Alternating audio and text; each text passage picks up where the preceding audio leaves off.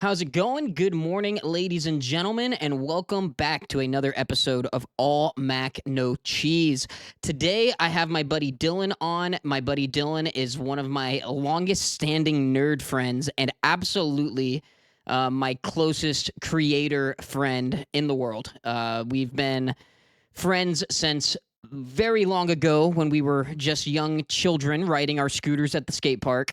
And just over the years of having that starting point to our friendship, Dylan noticed that I was doing the YouTube thing that he had always thought about doing. So he got into YouTube with me being like kind of a heavy motivator, just seeing like, oh man, this guy I know is doing it. Why can't I do it? And just over time, even though we were never everyday friends, me and Dylan have maintained a very strong friendship. He has been my link to a lot of people and friends that I cherish and hold very dearly to myself. So, without further ado, here is a very nerdy talk for the most part with a bunch of... I'm not even looking at the camera. What the heck was that? What kind of intro is this? If you're just listening, I should have just not even said that. I would have gotten away with it. But anyways, without further ado, here is a great conversation full of nerdy stuff early on, and then more serious, deeper life growing up discussions in the later half of this episode. Good discussions with my great friend Dylan. Please enjoy. All right, so I don't really know when this show started, like when I'm going to cut in, but... Yeah, maybe not the fart in a jars. Or the Belle Delphine. I don't know, dude. That's water. Important stuff. Yeah, it was a time in our lives for sure. That was, I think, like COVID. That was fucking 6 years ago. Dude, I feel like since COVID, time is weird. Yeah, it hasn't felt real. It hasn't, like... 2016 was 10 years ago. That's when the simulation began. Yeah. You know? We were talking about that this morning, how everyone's posting 2016 stuff right now, and it's like, it's weird. Everyone says that after 2016, we entered like a parallel universe. Right? And nothing's felt real. We're all in a dream, dude. We all, like, have you seen Naruto, dude? No. I'm not even going to say what I'm going to say then. No, but basically, I want to, but no. Somebody, Mr. Sandman came in, put us all in this big coma dream.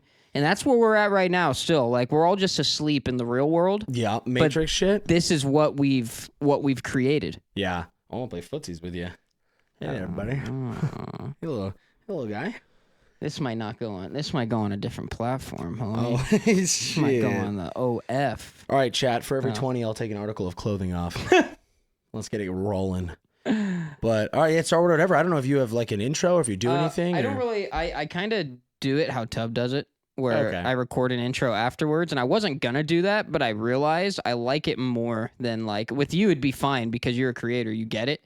But say I have someone on that doesn't do this, and I'm like, hey, stay right there. What's up, guys? What's up, gang? It's a little bit uncomfortable. Yeah. And I'd rather just talk, and I could do all that YouTuber content creator podcast. I get it, because then the conversation later. Is like more organic, and then you can do your intro, and then you can kind of just like transition right into where the conversation's already flowing. Yeah. Like that's why I said I don't know where this actually starts, because we're already doing it. We're talking. Perfect. But I can bring up the first of I got some talking points here. That's genius. I don't really have like questions necessarily, but I got things we could talk about. Dude, hit me. I'm here. I feel like I'm in a very important job interview right now. What do you bring to the table, man? What are your strengths? Why is this all on me? I don't bench, but I work in construction, so I got strength. Sometimes I'll flex and I'll be like, that's like, you ever seen pictures of old railroads? Railroads? Railroad workers. Those are pictures of old railroads. Railroad workers. The fuck I do. I'm a fan of the I'm like the them, railroads. like I'm not roided up, dude, but I got some strength. You got some core. I got some strength, but I'm a little guy too, so like, bro, it's all good. Let's keep it a buck. But Closer anyways, to the ground.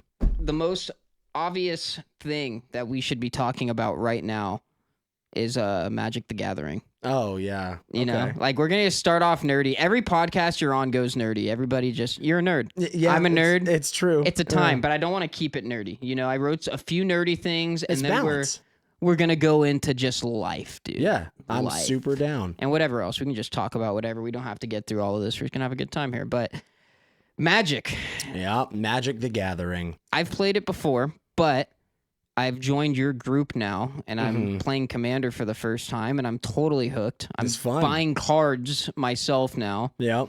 It's so addicting. Fun. It's and the addiction was already always there because like you and me, I'm sure we'll talk on it more as we go, but like we've been huge Pokemon guys for forever, and that obviously is the games and everything else included. But a big part of that has been the cards. And like we were buying Pokemon cards 2019, 2020. I remember you were helping me open them on like my first streams and stuff. Yeah. And so like we were already big into like cards and packs and collectibles like that. And then as time's gone on and Pokemon has only gotten more, in my opinion, overhyped and oversold and expensive and just kind of whatever.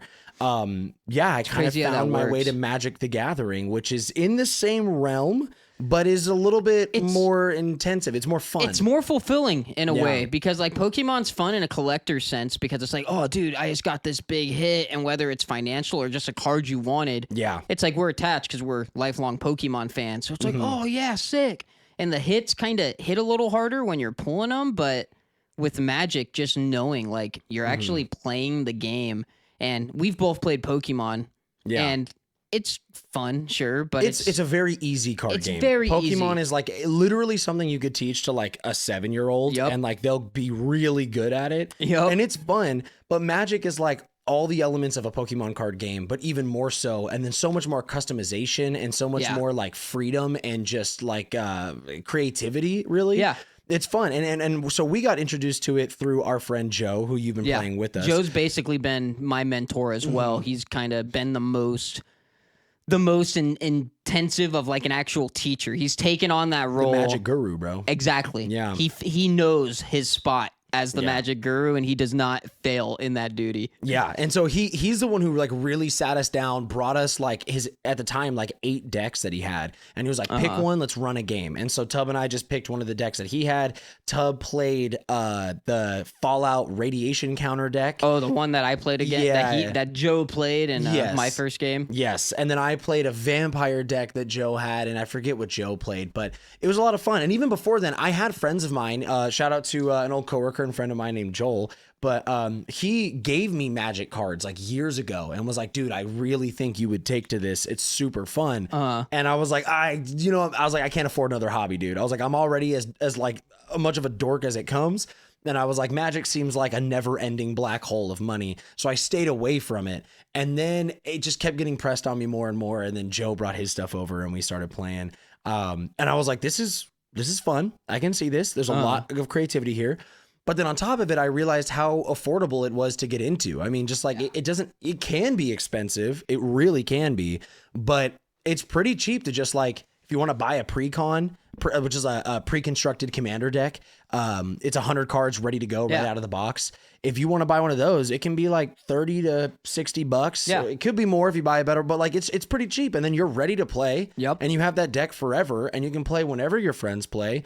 You can upgrade the deck, buy new cards for it, swap it in. Yeah, it gets fun. And then you have an idea, you find one card, and you're like, this would be really cool to make my commander. Yeah. And then you build a whole deck around that one card. I can't wait to be at that level, dude, because right now, I bought my first deck. I only have one deck for those of you listening, and it is a pre-con deck that Dylan already had. It is a Final Fantasy collab cloud deck. I got the little bit fancier one that just came with one collector's card, basically. Yeah, which, by the way, I don't know if Tub told you, but it's not guaranteed to get the card that you got in that pack. It's randomized. Really? So you getting that card in that pack was huge because that's the most expensive special card. That's what makes it kind of like... If I look at Mana Box, the app that kind of tracks the value of your cards and decks and stuff, that deck is a little bit more than what I paid for it, and it's probably because I got that hit. It's like a $45 card that he pulled, and it's basically it's Final Fantasy VII. Again, this is going to be super nerdy, but the whole deck is around Final Fantasy VII. But the special card that Cody got is a like PS1 reprint, so it's like PlayStation 1 graphics, of the Final Fantasy cover. And it's a different cloud card, but it's really cool. And it's not guaranteed. So because you got that is like really cool. And then we watched them open a pack last night, and you also got a huge hit last night. I've had crazy luck with Magic so far. It's how they get you, crazy man. luck. It's how they get you. Even when I got 2 packs with Joe, I got Bloomborough and I got the dinosaur pack, Age of Exile or something like that. Oh yeah, Isle of Exile or yeah. Now it's taken out of my hand, but it's where the Jurassic Park cards are. Yeah, they do collaborations with a lot of. It's like a weird like Exalos or like some. Yes, I can't remember it off the top of my head right now. Prehistoric name that they made up, but in the Bloomborough pack, I pulled a Mythic, which isn't like it was like a $2 card. It's not like I made my monies back.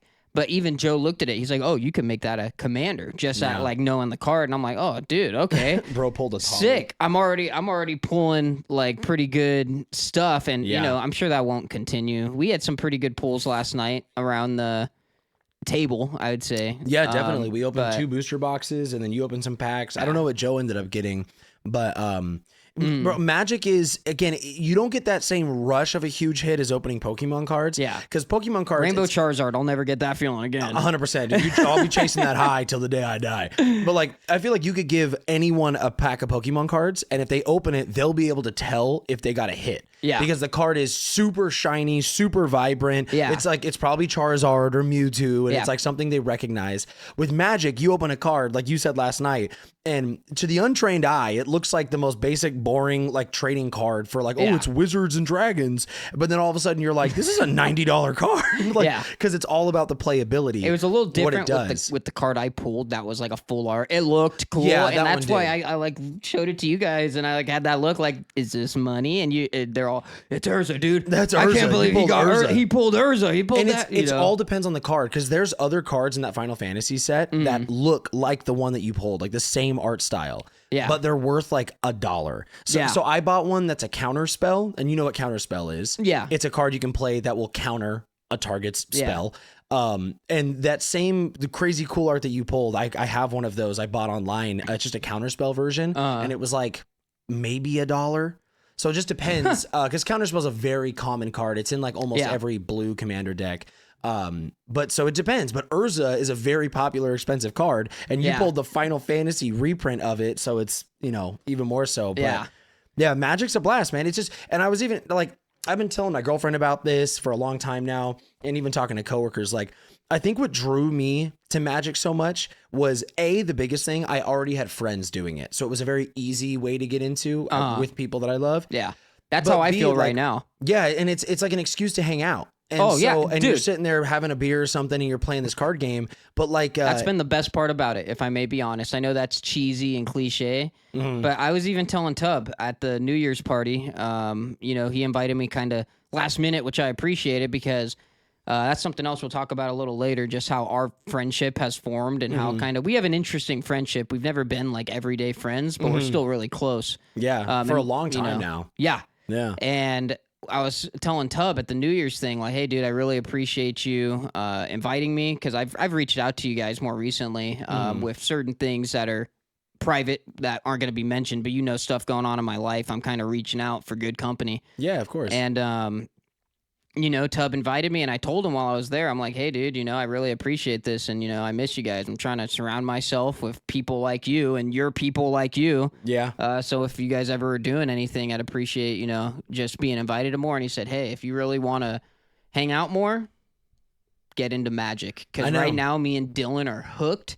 And it's like the perfect way for us to spend time together. And I remember texting you that too. I was like, dude, we've been meeting like once or twice a week and playing Magic the Gathering, and it's been a great time. It's like, you know, I've grown up my whole life like you, playing video games and like sitting at a computer or on a console and getting online with my friends and playing games, or as kids, like split screen. Yeah. And like, that's kind of what Magic has felt like to me. As an adult, it's felt kind of nice to step away from gaming for a little bit. I still game. I still love games. I'll still game. Me too. But like Magic, it's fun because I get to be in person with my friends, and it feels kind of like split screen co-op back in the day.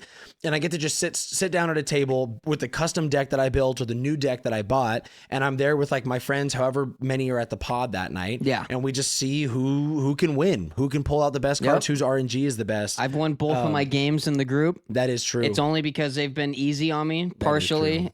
It'll That's all. change. That's not true. Actually, I don't think yesterday as much. I just haven't been as threatening early on. yeah. I've been kind of like a sleeper, and then by the time I'm ready to kill, like yesterday, I think it was kind of obvious, but I was being real quiet because Yeah. you guys had so much going on that was affecting each other. My only effect was I have a lot of power and I'm ready to kill everybody on the board. Well, that's kind of what that deck is. That deck is it's a Voltron deck. So it's like you just attach a lot of stuff to your commander and make him like terrifying. But that's the key to Magic. Genuinely, when you play this game, like you don't want to be the threat too quickly because then everyone's going to target you. You want to be threat capable, but not till like later in the match. Yeah. So people aren't really paying attention to you as much. Their eyes are on another guy. Yeah. And then you just swoop in and fucking kill everyone. The element of surprise is huge. Yeah. Like keeping certain cards in your hand, even though you could play it to like use up mana earlier on, like instead of wasting unspent mana, it's almost like, but if I put this out, I'm a target because what this is leading to, like for me, there's certain artifacts and equipment I might not want to put out because then it's like, okay, can I get rid of that before it becomes a problem? Yeah, and it might be. The artifacts or equipment's not as deep. much, but I know. We're getting deep in the nerdisms with it. That's what happened. I played one card last night that changed the whole fate of the table, and it made Right me, at the beginning. It put a bullseye on my forehead. It didn't do anything to me. So it was awesome because there was a lot of pressure on guys, you know, taking you down. Yeah. Because it, like, Tub, his whole deck was set back by you. It was nerfed because of this one card that I massively. played. Yeah. Massively. And for me, I swung at you, not really because I was actually fearful of you hurting me. It was kind of like, yeah, guys. I'm with you, guys. Let's get him, guys. Dude who's already been beat to shit on the ground, and Cody comes up and is just like, no, that would have been got him, guys. That would have been swinging on I got Joe him. after you took him straight to 13 on like turn 2. Yeah, I know. Hey, listen, I was trying to do my boy a favor, okay? He's insane, and he had work at like 5 a.m., so I was trying to do my boy a favor. I should have been more aggressive against him to. No, but he wants to win. That's his thing. I say I'm doing him a favor, but he'll be like, "Fuck that!" Like he'd rather scoop the way he did, Yeah. like pick up his cards and leave, than just lose. Yeah, like you know? he'll fight to the end. But at a certain point, the game went on for so long he had to dip. But Yeah, it was about to be midnight, and he had to wake up in 4 hours, pretty much. You know. I wonder how his day has been. Oh, he's My beautiful hating little it. soldier. hating it. But yeah, Magic's a blast. Magic's a blast. It's weird to outsiders, but the moment, like anyone that's played video games or has ever bought trading cards before, you can get into and enjoy Magic very easily. It's a great game. And the best way to explain it to people like that might think of it as like too nerdy or weird in like I guess a negative sense, like not just like how your girlfriend Maya walked by and she's like, "You guys are such nerds," you know, like she doesn't care. She's laughing. She sat down and we taught her the game before. She's played a game. Oh, okay. But she came down to let her dog out, and we were saying stuff like my 14/14 wizard elemental has death touch against your like forsaken dragon. Yeah. And she was like, okay. And I cast my sorcery. I'm going back upstairs. Yeah. You know, like it's fun. Like you could playfully make fun of it, and we're gonna do the same thing because Absolutely. we don't care. We know it's nerdy. We have fun with it, and we're not insecure. Like my hobby, dude. We have Magic Gathering T-shirts and hoodies, dude. Yeah. Like I don't give a fuck. You know, I love need that to game. get some. Yeah, I need to get a tat Hot Topic. Oh wow, on my face. Nice, dude. Hell yeah, just the Dragon. No, Cranko mob boss that's what on your face. Cranko. Yep. Cranko. Not even Cranko, just the word. I need a whole On your Cranko. forehead. I need a sleeve of Cranko, dude. 1,000 fucking Crankos. But you know, some people do legitimately see stuff like that in like a more negative, like whether it's too nerdy or like too weird, you know, and it's too weird for me. I guess the way I would say to think about it is think of anything you have done in life that isn't really something you would go out and do alone. And it might not even sound like the most fun, but when it's like, oh, I'm doing this with friends. Yeah. It intensifies it by 1,000 and you do it all day long. Yeah. And like, you know, people do stuff just for the sake of doing something together all the time. And for us right now, and hopefully a long time, that thing is Magic because it's a blast. We all resonate with the game. We all are gamers to a certain extent. We're all pretty naturally nerdy guys. Yeah. And we're late to it, dude. yeah. Like we've only been playing now for a little bit over a year. So late. But some to it. of the friends I know have been playing Magic since like 2010. Yeah. Like a long time. And this game's been around since longer than us, longer than we've been around. I'm pretty sure. Late 80s, early 90s. I want to say I was looking 80s? into the alpha, and I can't say exactly. I want to say like 94. Yeah, I think it was the early 90s. I want to say 94 is when the alpha, like with the most expensive Black Lotus. Yeah. Because I was looking up the Black Lotus, and like they had dates and stuff. I could be wrong, but it's been around. There was a set that came out in 94. I could say that with high confidence. But the original Magic set. Anyways, we love Magic. We do. I'm excited to play more Magic. I know. I think about it daily. You know?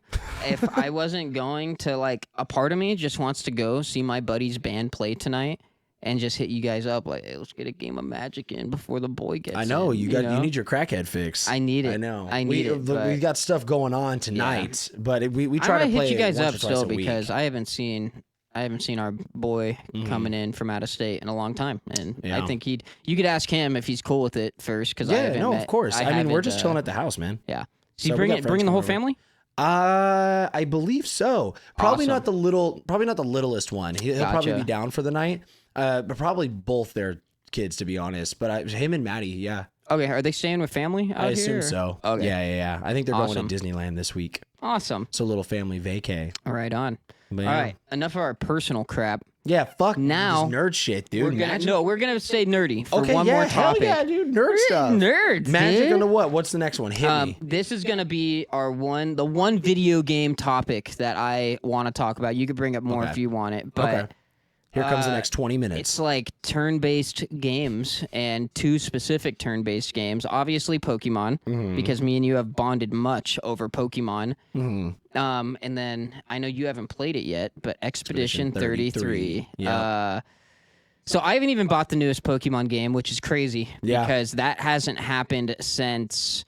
I was a kid. I was buying all of them. I didn't buy Black and White or Black and White 2 No, I bought Black and White. I didn't buy Black and White 2. I was like, wow, you missed out on like some of the peaks, bro. I love Black and White. I still didn't play it much. Like I came back and played it as an older, once I was kind of playing 3DS games. I was like, let's go back because I know I haven't experienced it. Did you ever do like a series with it? Like a Nuzlocke run or anything? I did, but I've honestly I don't know if I've ever I always lost. Like, I might have never actually beaten Black and White 2 myself because I've only Nuzlocked them and I've only lost. I haven't played them in years, but I remember them being, like, slightly harder than the other main series games. They are for all, like, if you are a kind of hardcore gamer and you're looking for a challenging experience, they're some of the best Pokemon games, and they get a lot of slack because of Garbodor. And I'm Garbodor serious. is incredible, okay? But they get a lot of slack because that's where people claim that Pokemon really went downhill. Yeah. I'm a Black and White, like, I love those games. I love they're Gen fantastic. 5. You got so much heat in there, like Haxorus and Chandelure, and I love the legendaries. I love the lore. I love Team Plasma. I love N. You got Zoroark. You got a bunch of stuff. But one of the best stories in mainline Pokemon. Maybe the best. Maybe the best. And I agree with you. I agree with you. Like, genuinely, that's how much I love the story in those games.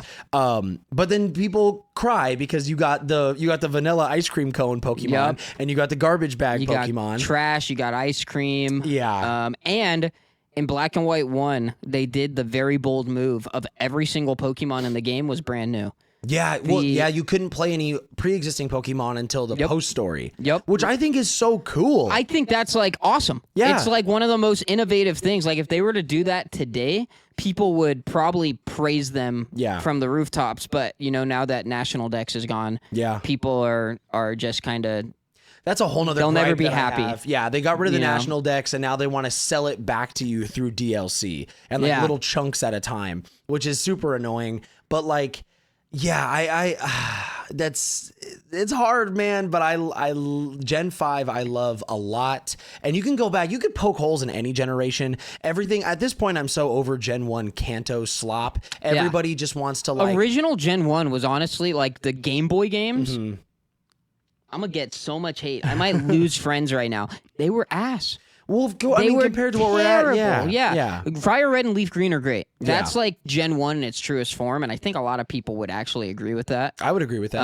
But, like the Gen 1 elitist, it's like, dude, you could be like a 2D Pokemon elitist, and I would respect you a lot more. Like, even if it only goes up to Hoenn or Sinnoh, like, even if you're still not giving Black and White respect, Gen 1ers. Yeah. Where it's just like I was Gen 1 or nothing. That's a term that got coined. Yeah. And it's like It's been like, around forever. GenWunners. Or just Gen 1ers. And it's like now it's all Kanto Slaw. But like any real Pokemon fan is very tired of Gen 1ers, where it's like nothing has been good after Gen 1. Gen 1 was only the best. Yeah. Kanto everything, red and blue. Especially when Gen 2 is right there. Yeah. And like Gen 2 gets a lot of hate. And I'm not the don't know why. biggest fan of Gen 2. I love it. But I do like it a lot.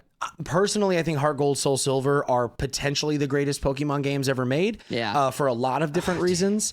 But The DS era. Yeah. The DS era was... Yeah. Specifically, I believe it was the Obama administration.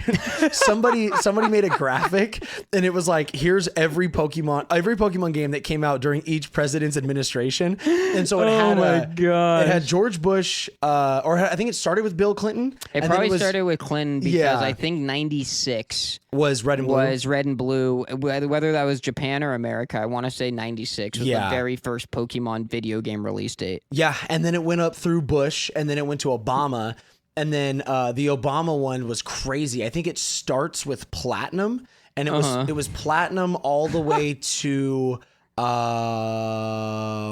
was it X and Y or was it Sun and Moon? I think it was Platinum all the way to Sun and Moon. Was the Obama administration. Yeah. So yeah, you had Platinum, Black and White 2, X and Y, and the only games Sun and Moon. The only games I have a gripe with in there at all, is Gen 6. Yeah. I hate Gen 6. What is valid? You like Gen 6. I do like Gen 6. I can't stand X and Y. That's fair. X and Y, I've never had fun playing them. They're I've ugly tried. looking games. They're ugly looking, and I didn't play them till after Omega Ruby Alpha Sapphire. That's where you shot yourself in the foot. I missed out on the wonder of the first 3D Pokemon game, besides GameCube games. But for me, I went to... That was like the only time, like I was saying, I had that one gap in Pokemon from Black and White 2 until Omega Ruby Alpha Sapphire. So literally Black and White 2 and X and Y was all I didn't get. Yeah. And then I saw 3rd gen remakes, and I was like, oh, yeah, dude, I'm a YouTuber. I'm already making Pokemon content. I just haven't bought the most recent games. I didn't have a 3DS capture card or a 3DS, so I was kind of like, damn, remember when you had to put capture cards in 3DSs? So expensive. And you had to mod them, and it was hundreds of dollars. Expensive. Bro. I have a 2DS that cost over $400. Just for the capture card. Yeah. Yeah. It's sitting in my garage. Yeah. And I will never use that again because why? Yeah, well, it's all on Switch now. On Switch, you can just hook up to an Elgato on your PC. Wait. They have 3DS on Switch now? No, not. I wish they did. But like all the current stuff. So like if you wanted to like Arceus or ZA or whatever. And I'm just gonna say it. There's ways to play my legally dumped ROMs because I actually do that. Okay. There's a way to play those without needing my original hardware. Nice. In ways that make it more accessible for video creation if I were to ever go back to making Pokemon content. I don't think I'm going to. It's not really in my intentions. Maybe I'll stream it from time to time. Yeah, well, do it if you want to. Don't put the pressure on yourself. Like if you just feel like it one time, you just be like, yeah, I feel like doing this. I feel like hopping on stream. Exactly. Yeah. But, I grew out of it, dude. You know, this is really where my heart's at. Talking to people, making my other... Setting up my camera and talking in the camera, being like, whatever you want to call that. Two-step and Pierce the Veil. Two-step and Pierce the Veil. I love two-step and Pierce the Veil. I'm going to do that tonight. Pierce the Veil. I'm going to do that tonight. That's Emo true, night. Yeah. Emo night. That's funny. But yeah, Pokemon, I think there's been some good ones in the Switch era for sure. I think so for sure. In the 3DS era. I love Sun and Moon. I know you weren't That's the one I kind of hesitate to give an opinion on Gen 7 because I never really played it. Gotcha. I played Sun about halfway through. I got like halfway through the Tahunas or whatever they call them on the island. That's it right there, right? Yes. That's the map? That is Alola. Yeah, so there's Alola. The Kahunas. The Kahunas. Yeah, Kahuna Matata. I got through like half the Kahunas or whatever. Okay. And then I stopped. And the big thing for me was just like, it was prettier than X and Y. But I remember I was so hyped when I saw the starters with Lit and Rowlet and Poplio. And then when I saw the final evolutions... Did Incineroar destroy this game for you? A little bit. Single-handedly? Yes. When I saw Incineroar... And Poplio is fine. Water Fairy type is cool. And I think that it's obviously designed for like female audiences. And I think that's important. That's fine. I don't have any issue with Poplio. I don't think Primarina is terrible. I don't think it's terrible either. And I Yeah. think Water Fairy is a cool starter type. Yeah. But Incineroar, I think, single-handedly destroyed that game's hype for me. Because So, Decidueye is actually cool. I Decidueye like is Decidueye. incredible. When I played Yeah. the game, I picked Decidueye, or I picked Rowlet because of the Tony the Tiger shit. Yeah. And I never finished it because the Pokemon of Gen 7 never really interested me. Yeah. Like that's when they first introduced regional forms. We got a Alolan Executor and a Alolan Ninetales. Oh, dude, Those yeah. those are cool. I like those. Alolan Marowak. Alolan Marowak. I have Yep. it tattooed on me, dude. That's I sick. love Alolan Marowak. I have a shiny Alolan Marowak that I caught in Pokemon Go not that long ago. Nice. So Pokemon will always be so near and dear to me. Like I'll always be a fan. Springer and I were just playing Legends ZA together and like talking about the whole story and whatnot. One day I'll play it, maybe. I don't know. I'll get it's Gen fun. 10. I'll get Gen 10 for sure. Yeah. Whatever it is, I know I will. But yeah. Did you get Brilliant Diamond and Shining Pearl? Did you get the BDSP remakes? Yes, I actually.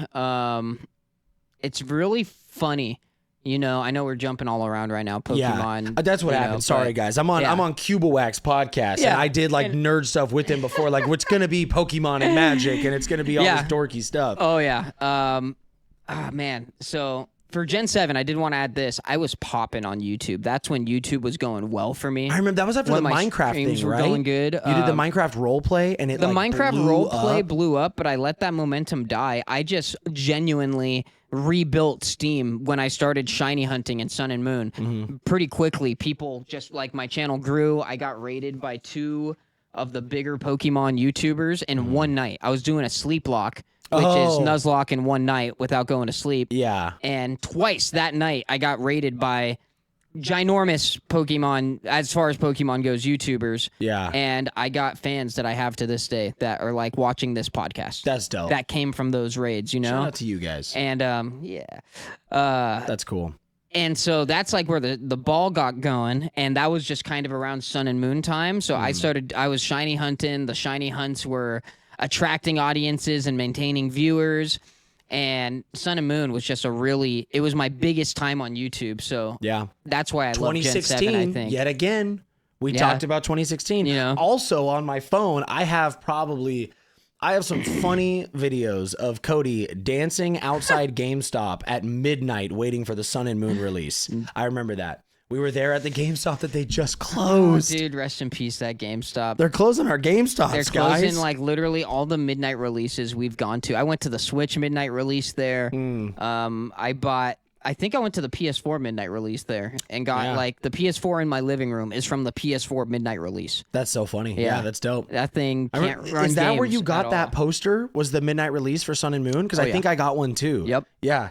I remember that. That was crazy. That was my senior year of high school. And then I was a senior at midnight releases for Pokemon games. I remember I saw you at the Switch midnight release too. Yeah, I remember I got that in Breath of the Wild. I was going through some crap at that time. Yeah. I remember that. I remember I came to you and I told you I was like, whatever I was up to. And you're like, what are you doing? Cody. Are you okay, buddy?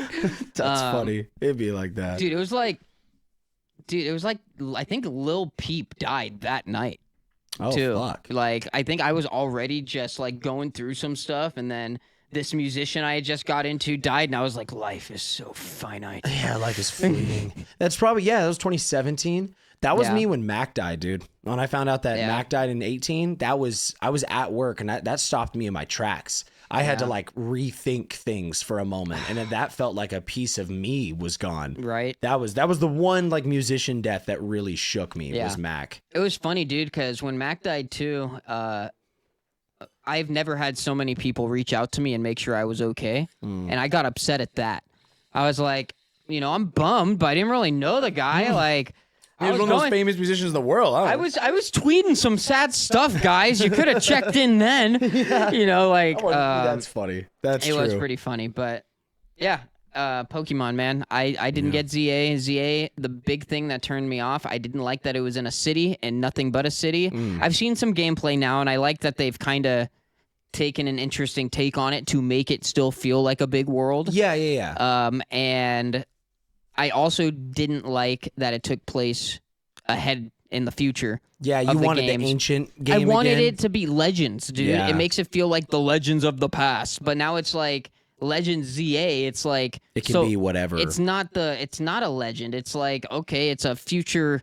It is futuristic, it's actually, a because premonition. there's like holograms in the game and stuff, and there's a lot of futuristic stuff. Even though that's kind of what Scarlet and Violet did, was they dealt with more future stuff, which I didn't like that all the future Pokemon were just robots. Yeah. But I agree. I'm with you, everything you're saying. But that's what shocks me is that you got BDSP, but you didn't get Legend ZA. Oh, I didn't even finish talking about that. I'll try to be brief on that. But BDSP, I remember when I was so excited for the announcement. You know? Everyone was. We thought we were going to get Omega Ruby treatment for a Sinnoh. And it was BDSP and Arceus. That was like, those were the two coming out at the same time. It was like the double Sinnoh treatment. And I saw BDSP, dude, and I like kind of died inside a little bit. I'm like, so you gave me Omega Ruby and Alpha Sapphire. You gave me that. And that was that's still one of my favorite games. Hands down. Hands down. And so good. Yeah. And this is what you're doing for Gen 4? Yeah. Like this, you were supposed to destroy the Sith. Not join them. Not join them. I know, and, man. I remember I was like really torn up, and then the games came out. I bought them. I played them. And I was like, oh my gosh, these are smooth. Yeah. Like, it might not be this big innovational thing, but it is very true to the original. There's a few things that I think advanced, and it was just like, I remember playing it and just feeling like, dude, this is great. So you ended up really liking it? I really enjoy this experience right now. I'm liking the faithfulness of this remake. Good for you. I thought Ilka killed it. And I was like, Ilka, do more. Take this off Game Freak's hands. Like, I don't care what we get. Like, this is fun. Like, it wasn't like I was like praising it from the high heavens, but going in with the worst expectations and having a really good time, I was like, dude, this is really hidden. That's dope. And then mods for that game are incredible. Yeah, I've seen a lot of that on Reddit and Twitter. Like the actual size mods. Yeah, when they're really following good. you and stuff. And something about Ilka making this game and not Game Freak, it was just really... The code, I think, is easier to work with. And I was like, dude, this is just an all-around, like, I know it's kind of a smaller release because then came Arceus, and Arceus was incredible. Yeah. The story lacked, but I just think the gameplay is some of the best Pokemon gameplay, period. Yep. But, Brilliant Diamond and Shining Pearl were, like, the most pleasant surprise for me in That's Pokemon awesome. in a while. I'm glad it hit you that way. I forget about it sometimes because they were kind of a smaller deal than Arceus. Yeah, but... well, they came out, and then like 2 months later, Arceus came out, and then so Arceus just overshadowed it. Yeah. And that's the only way I look at it, is the way I've made sense of it in my own head was that Arceus is the Omega Ruby treatment to the Sinnoh games. Like, Arceus is the real big new thing, and Brilliant Diamond and Shining Pearl is more so just like, you guys can have this, or this will hold you off till we actually release this. Yeah. Or like people were expecting an actual remake, and we'll give them this at least.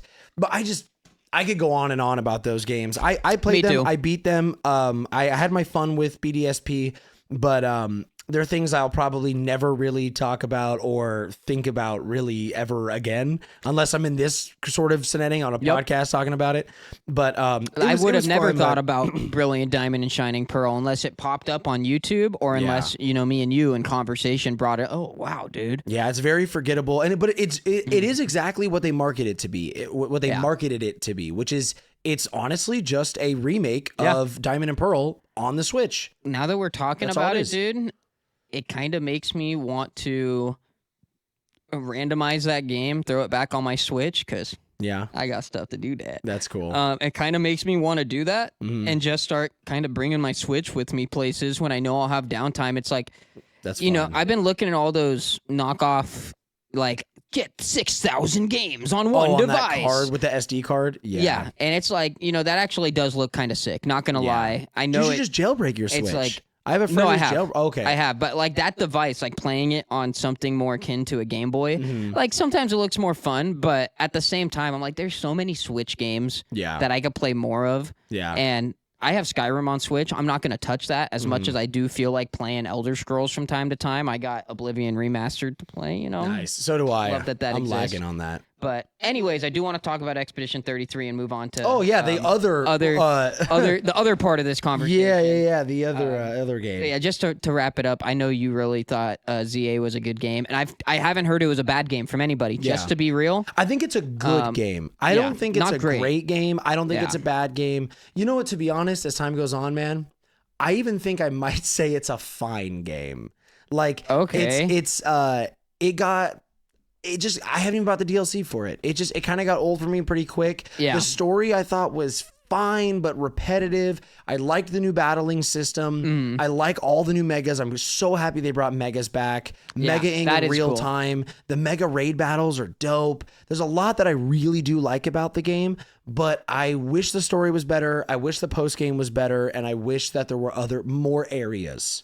Yeah, that's my big thing. Yeah, like you could leave the city and like they just went about the world in maybe a little different of a way. Yeah, and I appreciate it's a different approach. Like we say with Gen 7, they really tried to switch it up. So I ended up loving it. Yeah, it's a different approach, and we have different takes on Pokemon games sometimes. Like Gen 7, like BDSP. So you might play ZA. Gen 2, we probably feel a little differently about. Yeah, I am a huge Gen 2 guy. I love Gen 2 Pokemon. OG Gen 2, but like Gold and Silver version, I'm good. I'm not. I love them. Yes. I'm great. Exactly. Actually, so you might love ZA, dude. You know? You might play ZA and you might be like, dude, this is my favorite Pokemon game. You play footsie with me right now. I have to cut the cameras.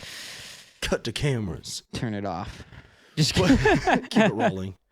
But Expedition 33. Expedition 33. I know you haven't played it, and I don't want to spoil the story because you need to play it. I've heard it's incredible. Yeah, it's for the longest time, my favorite video game, Kingdom Hearts 2. Yeah. Final Mix specifically, just because that made my favorite video game even better. Uh-huh. But Kingdom Hearts 2, that's probably never going to change. I hope it doesn't, just because I have so fond of memories with that game. It means so much to me. It kind of like, I got character development as a person from concepts in Kingdom Hearts that really latched on to me at a young age, you know? That's a real thing, man. It is. Through media that you're exposed to as a child, whether it be movies or games or books or something, like, it will like form parts of you into adulthood that you're like, I got this from Kingdom Hearts, man. Absolutely. That's you a get real raised thing. a little bit by that stuff, and it's a funny thing to think about, but it happens, you know, and hopefully it's for the best. Yeah. You know? Hopefully it's not by creating a villain. Exactly. Like you take the wrong parts from something. I'm like, I really like Thanos. Yeah, I know. It's like that Darth Vader dude had a point. I think I was on the side of the Emperor. Right. But that's funny. But so Kingdom Hearts will always be my favorite, but I try to be objective in the way I judge games, and I will always say, like, The Last of Us was probably the best story I have ever experienced in a video game in way of the way the story is told. The storytelling is incredible in The Last of Us. I haven't played number 2. I can't speak towards that game or like the entirety of the franchise. Did you like? Wait, you haven't played number 2? I haven't. Oh, okay. You know, and I also haven't watched season 2 for whatever reason. I think I have to play number 2 before I watch season 2. You could just watch season 2 if you don't want to. If you don't like, but either way. The show's great too. It was such a good story to make into a show, which kind of backs up what I'm saying. The story was just that good. You can make a show out of it, and it's like television level story. Because most video games, they're not television level. They would translate to TV terribly. Yeah. You know? I agree. And I guess you could say the same about the other way around. But with Expedition 33, it has outdone The Last of Us for me. Wow. In terms of how the story is told, the story itself, the world that they have built. World building for me will do it. Okay. And The Last of Us builds a very immersive world. Yeah, pretty quickly. Expedition 33, Dude, it won Game of the Year. It broke the record for most awards won at the Game Awards in a single year. And isn't it that studio's first game? It's like a French studio. It's their first game ever. The main guy broke off from like Ubisoft or some major company, and he just said, I want to do this. I want to do this with more freedom. I want to do this free of deadlines and trying to make holiday season. Yeah, the corporate shit of it all. Just a really passionate game developer. And he comes in and starts building this team. He brought in the only people that have actually really worked on games before are the actual like people that were working on the programming of the game. Yeah. The composer that made game of the year level soundtrack, which is an incredible soundtrack. Downloaded to my phone. Never worked on a project like a big project. That's Some funny. dude that he found on some like super obscure video game forum online. That was just like, hey, I'll do it, and they got together and they're like, okay, yeah, this is gonna work. Yeah, it sounds all right. One of the voice actors that they hired for one of the main characters, she came on, and just to be a voice actor, she ended up being like one of the lead writers. You know, she had also never Crazy. worked on something like that, but just the way this team came together, Yeah. it was really just like, we're not a corporation. We're just a bunch of people that have resources to do this, but want to have fun and like do it as a family and like, you know, just build this small core team Yeah. that's going to work closely together and build a masterpiece. And they did That's dope. exactly that. And it's like everything gaming was supposed to be. Yeah. Where like you think of old Zelda games, Zelda kind of is also nowadays everything gaming was supposed to be. But it's Zelda. It's a little more expected. And, you know, that's one thing I've been thinking about with Expedition 33 is that I think Tears of the Kingdom and Breath of the Wild might be underrated, which is weird to say because they are highly praised. Yeah. But I think of those games in comparison, and I'm like, no, dude, honestly, I know the graphics aren't quite, like, it's still cartoon graphics more than Expedition 33, and I think that's where the real difference comes in. Yeah.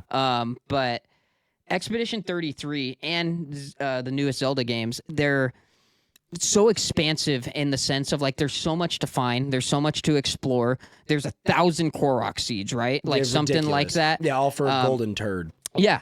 You know, so there's all this like super expansive collection. You could play these games for hundreds of hours and have still some stuff to do. Zelda achieves that better than there's more to do in the Zelda games, I will say. And the map is bigger, but that's Nintendo resources, baby. Yeah. And yeah. Zelda is doing it right. Zelda and Mario, I love how they keep getting better. That they haven't really ever Pokemon'd. Yeah, 100%. Well, they take the time. Like, we haven't gotten a new 3D Mario since Odyssey. Since which is Switch came out. 9 years ago. Yep. Oh, so, the next one's going to be so good, I think. Because the people who made Odyssey made Donkey Kong Bonanza. They came out last year. That game's incredible. First Donkey Kong game in like 20 years. Yep. About. It's incredible. I probably have like 100 hours in Bonanza. I got to play it. I got to get it. Incredible. Yeah. It's the Odyssey team. But it's so cool. And wasn't Charlie Cox, the guy who plays Daredevil, he's a voice in Expedition 33. He is, I want to say, he's not the mocap guy. He didn't do performance capture for it, but he did the voice. I forget which character though. I want to say he might be. Would Gustav sound right? Mm-hmm. He might be Gustav. That sounds a little right. I know. There's two characters he might be. He's either Gustav or Verso. So. Okay. But I want to. I think it's Gustav. Okay. Yeah. Are you playing on PC? What are you playing on? I'm playing on PC. You I'm in New Game Plus now. I 100%ed the game. Hell pretty yeah, much, dude. So. Are you controller or mouse and keyboard? I'm controller. I use that guy right there, right next to you. Nice. Look at this. Look at this Xbox. Has paddles, has a whole bunch of additional buttons. I wish it was a little more customizable on the PC, but it works really well on for what I need it to. That's sick. Games that have like native controller support. Yeah. Which it does. I prefer, I prefer everything with controller, dude. I'm not a mouse and keyboard guy, admittedly. I am with shooters. I will never play a shooter. I don't play a lot controller. of shooters anymore. So like right now I'm playing a ton of Arc Raiders only on mouse and keyboard. Gotcha. But I'm also playing through Even Red Dead I Redemption. play on controller. Controller. Yeah. Yeah. You would play shooters on controller? Yeah. I'm used to it. I grew up on consoles and I've played mouse and keyboard a little, but it's just I have more fun. It's honestly fun to me holding a controller because it's like this is a woohoo! game thing. Yeah, I don't. You know, it's just a little more. It tickles my fancy. That's what Nick Merckx always says. Nick Merckx, because everyone clowns on him for not playing on mouse and keyboard and being like a streamer in all these games. And he's like, dude, he's like, I have a controller that's meant for video games. He was like, I'm not gonna play on the thing that's meant for Excel spreadsheets. And he's like, no. And even though I do, I thought that was a funny way to put it. Yeah. Because it is true. It's like, you know, I sit down at my desk at work and I'm like, yeah, I could game right there. I could game right here. I could game like my mouse and keyboard. But I'm playing Red Dead Redemption 2 for the first time right now. Really? Yeah. Oh, dude. For the first time ever. And I'm playing that on controller. That's another game that the story is incredible. I wouldn't call it Last of Us or Expedition 33 level. Okay. But that game is like kind of, I forget about it because it's been a while now, and I played through it once. I got to play it again, dude, and like actually take my time with all the side stuff. There's probably 1,000 hours worth of shit to do that with. Exactly. Bro. That's another one. There's some diamonds in the rough, and Rockstar typically is the one making them, so it's cool when there's more to talk about. And know? GTA 6 this year. Yeah. Supposedly. We'll see. Yeah, it's still We'll crazy. see. Dude, GTA 5, we were 15 when that came out. Oh my gosh. Yeah, that's ridiculous. Yeah. But Expedition 33, I will play. It's on my Steam wish list. I will talk to you about it. It's crazy how it's changed everybody's minds on turn-based. A lot of people's minds. It shows you what turn-based can be. Yeah. But it's also because, like you said, when you grow up on Pokemon, like that's turn-based, and sometimes that can be the slowest turn-based ever. And then you see Expedition 33 turn-based, and it's like anime movie cutscenes in turn-based combat. Everything is like quick time events, so you're actively like, even though you're taking turns. There's a lot more than just click this and watch. It's like, oh my God, Or, in Pokemon, as you press fight and then Blizzard, and then for the next 10 seconds, you're going, please hit, please hit, please hit. So it's funny. I'll play that for sure. It's on my wish list. And just the storytelling, the story, the character, everything about that is incredible. I think you'll appreciate it a lot. You'll be the first person I come to when I do. The graphics are out of this world. Yeah. Like, seriously incredible graphics. And even like when it came to the topic of DLC, instead of being like, oh, hey, here's some paid DLC, they said, we've had an incredible first year. Here's a thank you update. That's just an update into the game. And it's like, oh yeah, didn't DLC it add like size. Somebody's like dream sequence, or it was like somebody's dreamland or something? Yeah, I'm not going to tell you much about that because it would be massive spoilers. Okay. But it added something that is plot relevant and very fulfilling once you're attached to this story and the characters gone and stuff. through it. Yeah, like it warms your heart. It makes you like, it tugs at your heartstrings once you've like gone through the whole thing. That's cool, man. I'm excited to play it. It's just seeded with so much love and care to the lore of these characters. Like all the little things you could find around in that area. It's like, oh, dude, sick. Yeah, I get it. And yeah, it's just. It's incredible. It's incredible. And the bosses, the bosses are hard. Are they like monsters? Like they have like monster designs and stuff? Most of them. Yeah. Yeah. That's cool. And also, the game's called Claire Obscure 33? Yes. Is Claire Obscure the name of the studio? No, the name of the studio is Sandfall. Claire Obscure is it's the universe. Is how they've been presenting it, because when they're asked I didn't know what that meant. When they're asked about a sequel, like, will there be an Expedition 33 sequel? They say, we don't think Expedition 33 needs a sequel, but we think Claire Obscure definitely deserves more. So... Okay, so Claire Obscure isn't the name of the studio. So the game's actual title is Claire Obscure Expedition 33. Yes. So Claire Obscure is just the name of the universe it takes in? You could say that. It's what they're calling it. It's kind of like more of a book title than like a actual... like Planet Earth. It's not like that. Yeah, I get what you're saying. Yeah. And Claire Obscure. The series is called Claire Obscure. This is just Expedition 33. Like the next game they make will probably be Claire Expedition Obscure. 34. Probably not. 35. Maybe. No, I'm just kidding. 25.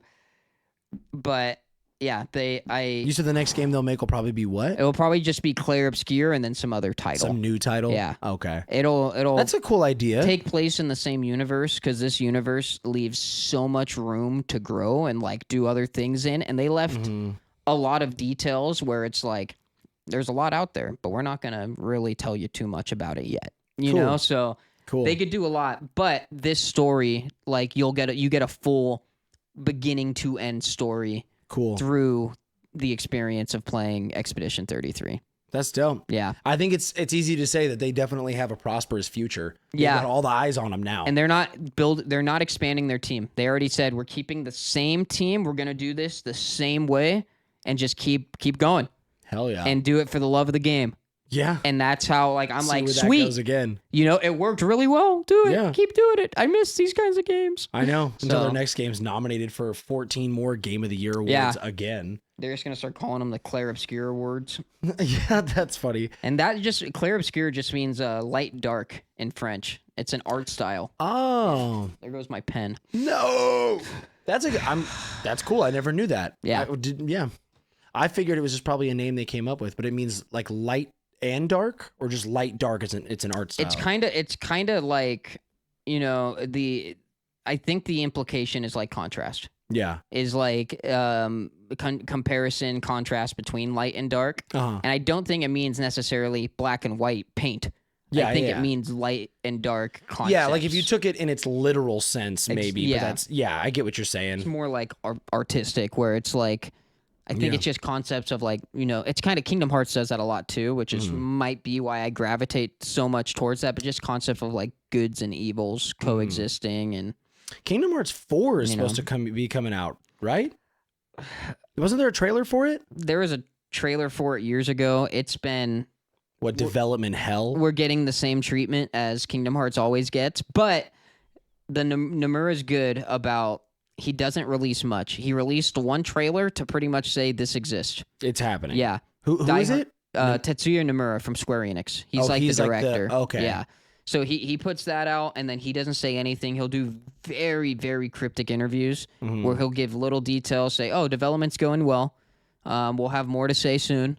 And then when soon comes, it's usually like, here is everything, and it's not going to stop until this game is released.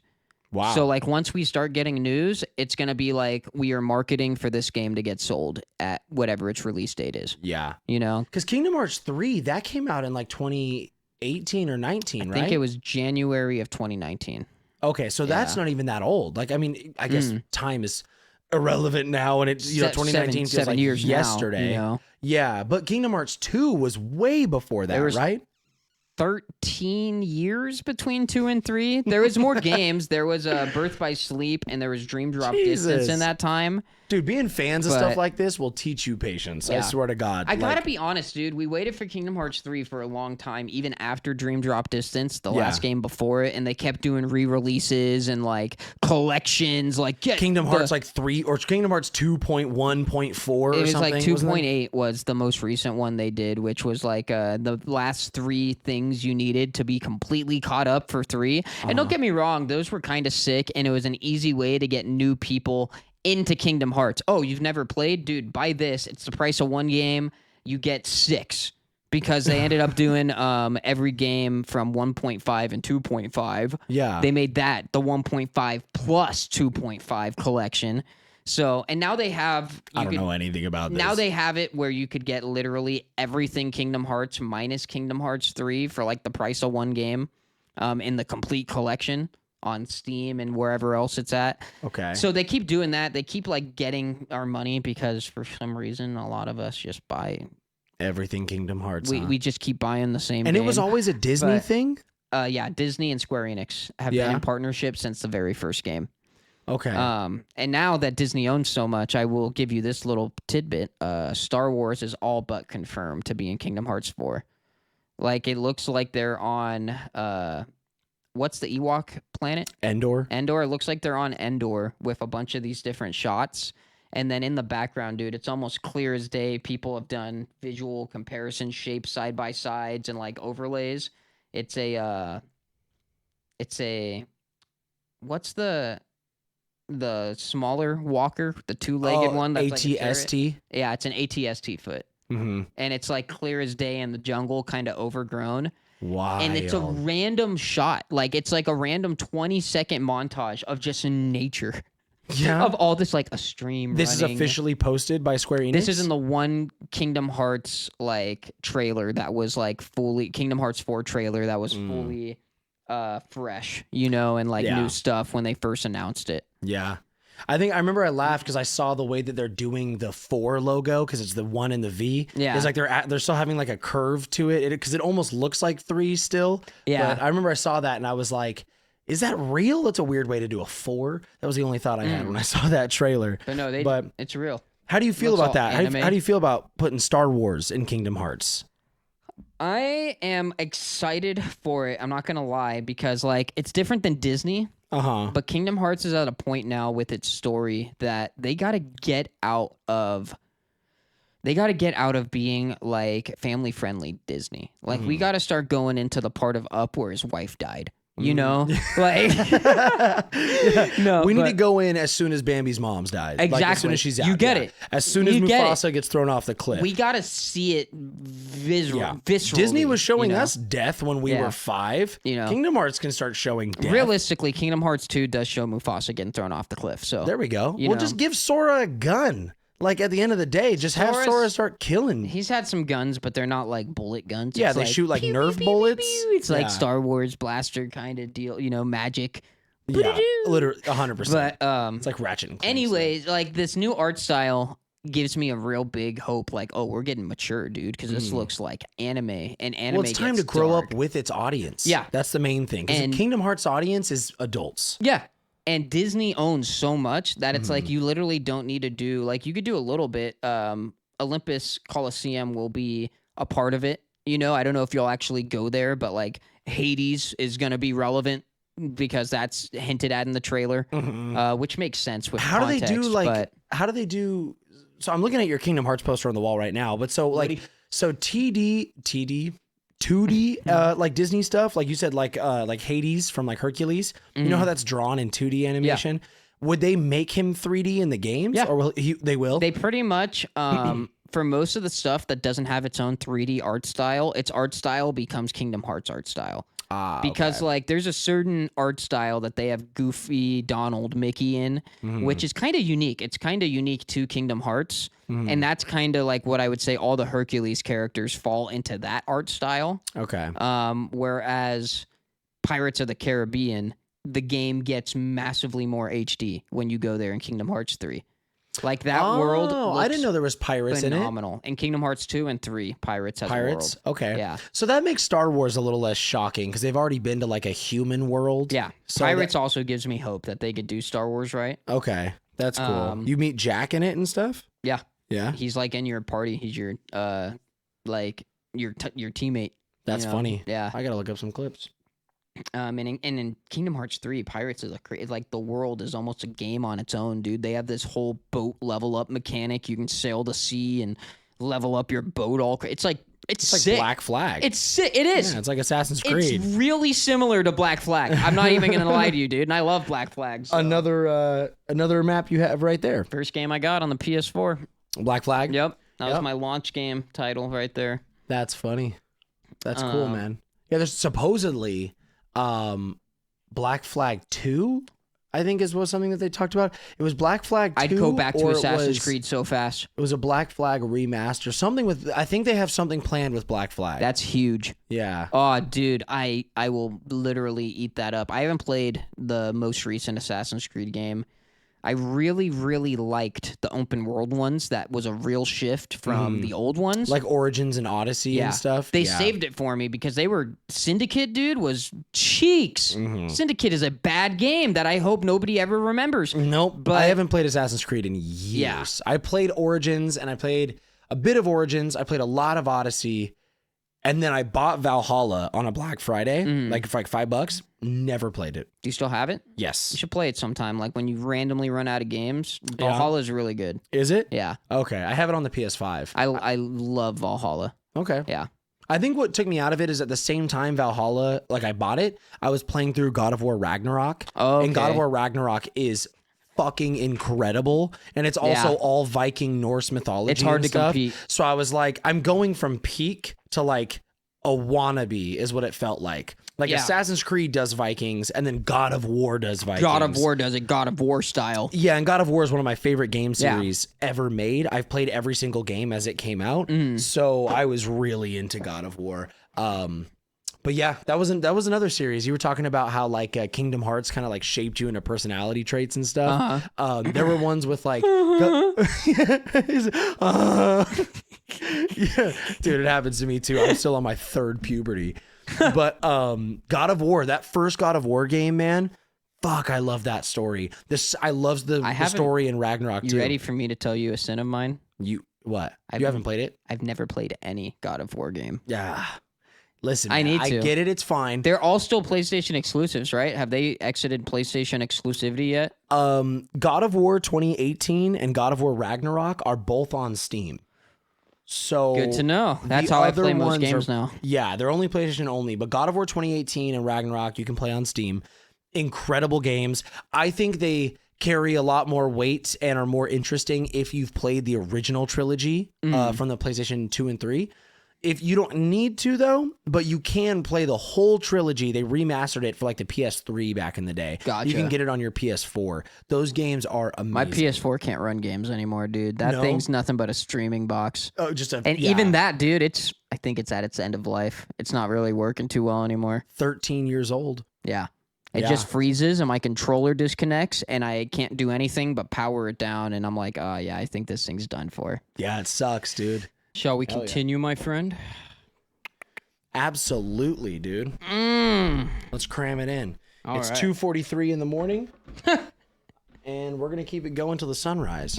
Us last night. I know, literally. Playing Magic till fucking... When did you leave? Like 3 a.m.? Like 2:43 in the morning, Yeah, just li- about. yeah, Like, that's why I almost found that 3 time really a.m.. funny. Good God, man. I That's got how home it is at sometimes. 3 like 10.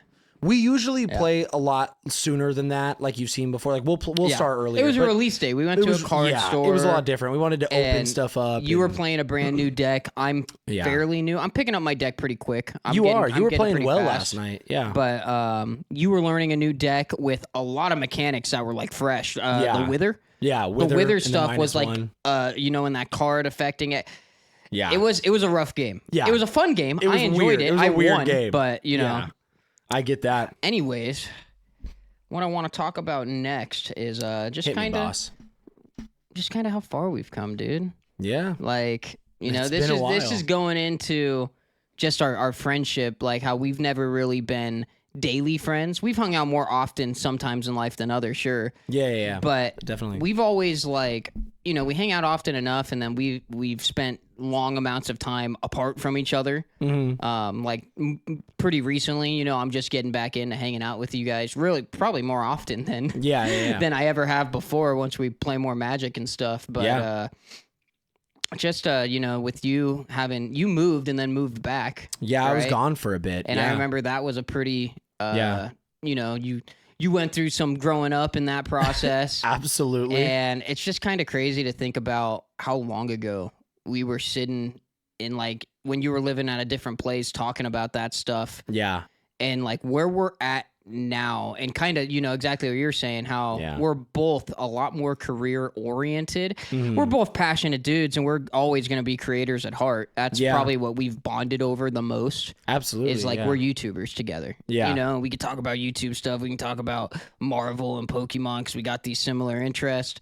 Yeah. And all the way back to high school, dude. yeah, back to like teenage years, and now we're pushing 30. Really, Yeah. Do you turned 29 this year, right? I turned 28 this year. Oh, you baby. Yeah, I'm 27. I turned 29 in like basically 2 months now. I'll be 28 in June. And it fucking scares me. it's crazy, dude. We're getting really close to our 30s, and that'll put a lot in perspective for you. Yeah, You know, absolutely. there's It shows you specifically time-wise. Like, time is nothing. Yeah. Like, it's like I still feel like in my heart I'm like 19. Right? And I'm like, what the fuck do you mean I'm going to be 30? Not much has changed in how we feel, but I think you could probably agree the way we think is quite different. Yeah. That part about, like, they say you hit around 25 and you start thinking a little more logically and less like with your emotions. Yes. It's weird how naturally that comes about, and then Yeah. one day you think about it and you're like, oh crap, dude, I'm adulting and I'm doing it a Yeah. little better than I ever thought I would because I was so emotionally attached. Like, I want to be a YouTuber. I want to create I want to be a streamer. Because me and you Yeah. both had a period where we were streaming for money. That was our career. Yeah, that was my full-time job. That was mine at a time too, dude. Yeah, and weird, dude. it's so stressful. Yeah, it's so so stressful. stressful. It's so stressful. Because you're sitting there and you kind of feel like a dancing monkey, and you're like, please pay my rent this Yeah. month. It's like, please let me eat dinner. I used to love this, but now I rely on this. I know. You And it's like, it takes a whole love away. It becomes yeah. a job. And it's weird. It makes it weird because, like, when you go into a job, without the like real intention of like, oh, this is something I'm super passionate about, you know. Your job, and like even my job, I work in a cool business. I don't know if you're public about what you do, but I tell people I work in Hollywood. Yeah. Okay. Cool. So with my job, it's like you think, oh, a job in Hollywood, who wouldn't want to do that? I work in set construction, homie. Like I don't work in you know, the glamorous, like, all right, lights, camera, action. Yeah. You know, I get everything ready for that. And it's a lot, it breaks your body. Yeah. You know, like it's hard blue collar work. Yes, absolutely. Like, you know, it's the side of Hollywood that doesn't get glory, doesn't get shine. I think it would if we could be more open about it. Like if people could make social media content, but you got to be really careful with that, and you got to wait a long time, and you kind of got to be in contact with production companies. Hey, can I post this from a show that just came out? Like it's from behind the scenes, you know, or like you got to be careful. There's so many boxes to check. Exactly. It's hard. It's hard, but it could, you know, if you went through those loops, I think there is a big opportunity for people in set construction to put on some meta glasses or a GoPro. Yeah. And kind of, you know, that's people would be interested in that exactly. too. It's cool. You know, there's a prop guy that makes content about the world of props. He's a prop master, and he'll share on set stuff from forever ago. He's done it forever. That's cool. And it's like, I watch this stuff because it's like, I don't work in that side of the business, and I get to see how you guys do it, and I kind of understand it better than the average bear, sure. Yeah. But still, anybody can watch that stuff, and it's cool because it's, you know, unique. But you know, going into my job, I didn't get into it because, oh, Hollywood, glamorous. You know, I got into it because I got sick of being strapped for cash and having bills be really stressful. And I was, you know, weren't you like a diesel mechanic before? I wasn't a diesel mechanic. I was a shop hand at a diesel shop. That was my first job. I remember that. And, you know, I quit that job to pursue YouTube, and I was in school at the time. And then I dropped out of school to keep pursuing YouTube. And this was at the time where, you know, it was actually my full-time job for a little bit. And, when was this? Like 2020? 2017. Oh, earlier. Worst. That's what I mean about time, man. Worst year of my life. Hey, like, man. Personally. Kind of same. 2017 was a rough one for me. Yeah. But YouTube was popping. So it's so weird to think back because it was my most successful time on YouTube. But every time I would end stream, I would immediately, like, a great wave of depression would set back in. Yeah. And it was like, oh, there goes my escape, dude. Yeah. Like, I shouldn't have stopped streaming. Whatever I thoughts I had, you know, but I get that. You know. And like really quick, because I want to wind the clock back a little bit on what you're saying. So, because for anyone listening who they're not going to know kind of like our history, how far this all back goes, and or how far back. Yeah, that was worded correctly. Weird. But I remember. So I've known Cody since I was probably in middle school. You were maybe like a freshman in high school at that point. Sometime around then, yeah. Because we met at like the skate park. Yeah. We used to scooter. And so I would go to our local skate park, and I would be there with friends, a friend I'm seeing tonight and stuff. And I met a lot of people like that's BJ why I'm like, stuff. That's why I'm like, dude, let me go, because me and Nolan were big scooter, you know, the scooter gang we were close. Yeah. If you rode scooters, we were a weird family. People would bicker like brothers. Yeah. But there was a bond that we built. The skate park was fun, dude. Yeah. And then everyone's there like, hey, can I hold $1? I want to go to Burger King. Can I get $1? Does anybody got $1? That's really why me and you are as close as we are. We started with that bond. Skate park scootering back in like middle school days, which is hilarious. And then I remember as time went on, obviously we stayed close. We kind of discovered how equally nerdy we were into the similar interests. Yeah. And I remember seeing, I always wanted to do YouTube. I always wanted to make content. I always wanted to talk about movies and games, or like do unboxings and like, you know, shit that I loved watching. And I remember you were the first friend I ever had who I just saw do it. Yeah. Like I was like, I never even heard you talk about it. You just did it. And then I remember you posting about your account with Cuboac.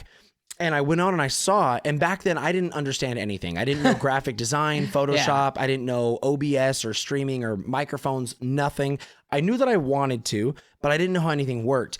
And I saw you start making Pokemon content and stuff. And I remember watching your video, and you had like all the Photoshopped graphics and the templates and like all the things for your Nuzlocke. Looked really bad early on, but to me it looked amazing, because I was like, sick. I was like, holy shit, awesome. This guy knows what he's doing. And I was like, oh, like you. And I remember messaging you, and I never wanted to like come across like I was just trying to like just take information from you. And like I was so interested, and I thought it was so cool. And I was like, how did you made this? Like, I was like, how did you make this with all these like Pokemon logos and these like graphics? And you would put like your team members on there when you caught new Pokemon and stuff. Oh, and I was like, I love templates, dude. I love Nuzlocke layouts. and I've made a bunch of them now, but like back then I had no idea. And you were the first person I saw do it. And it just blew my mind.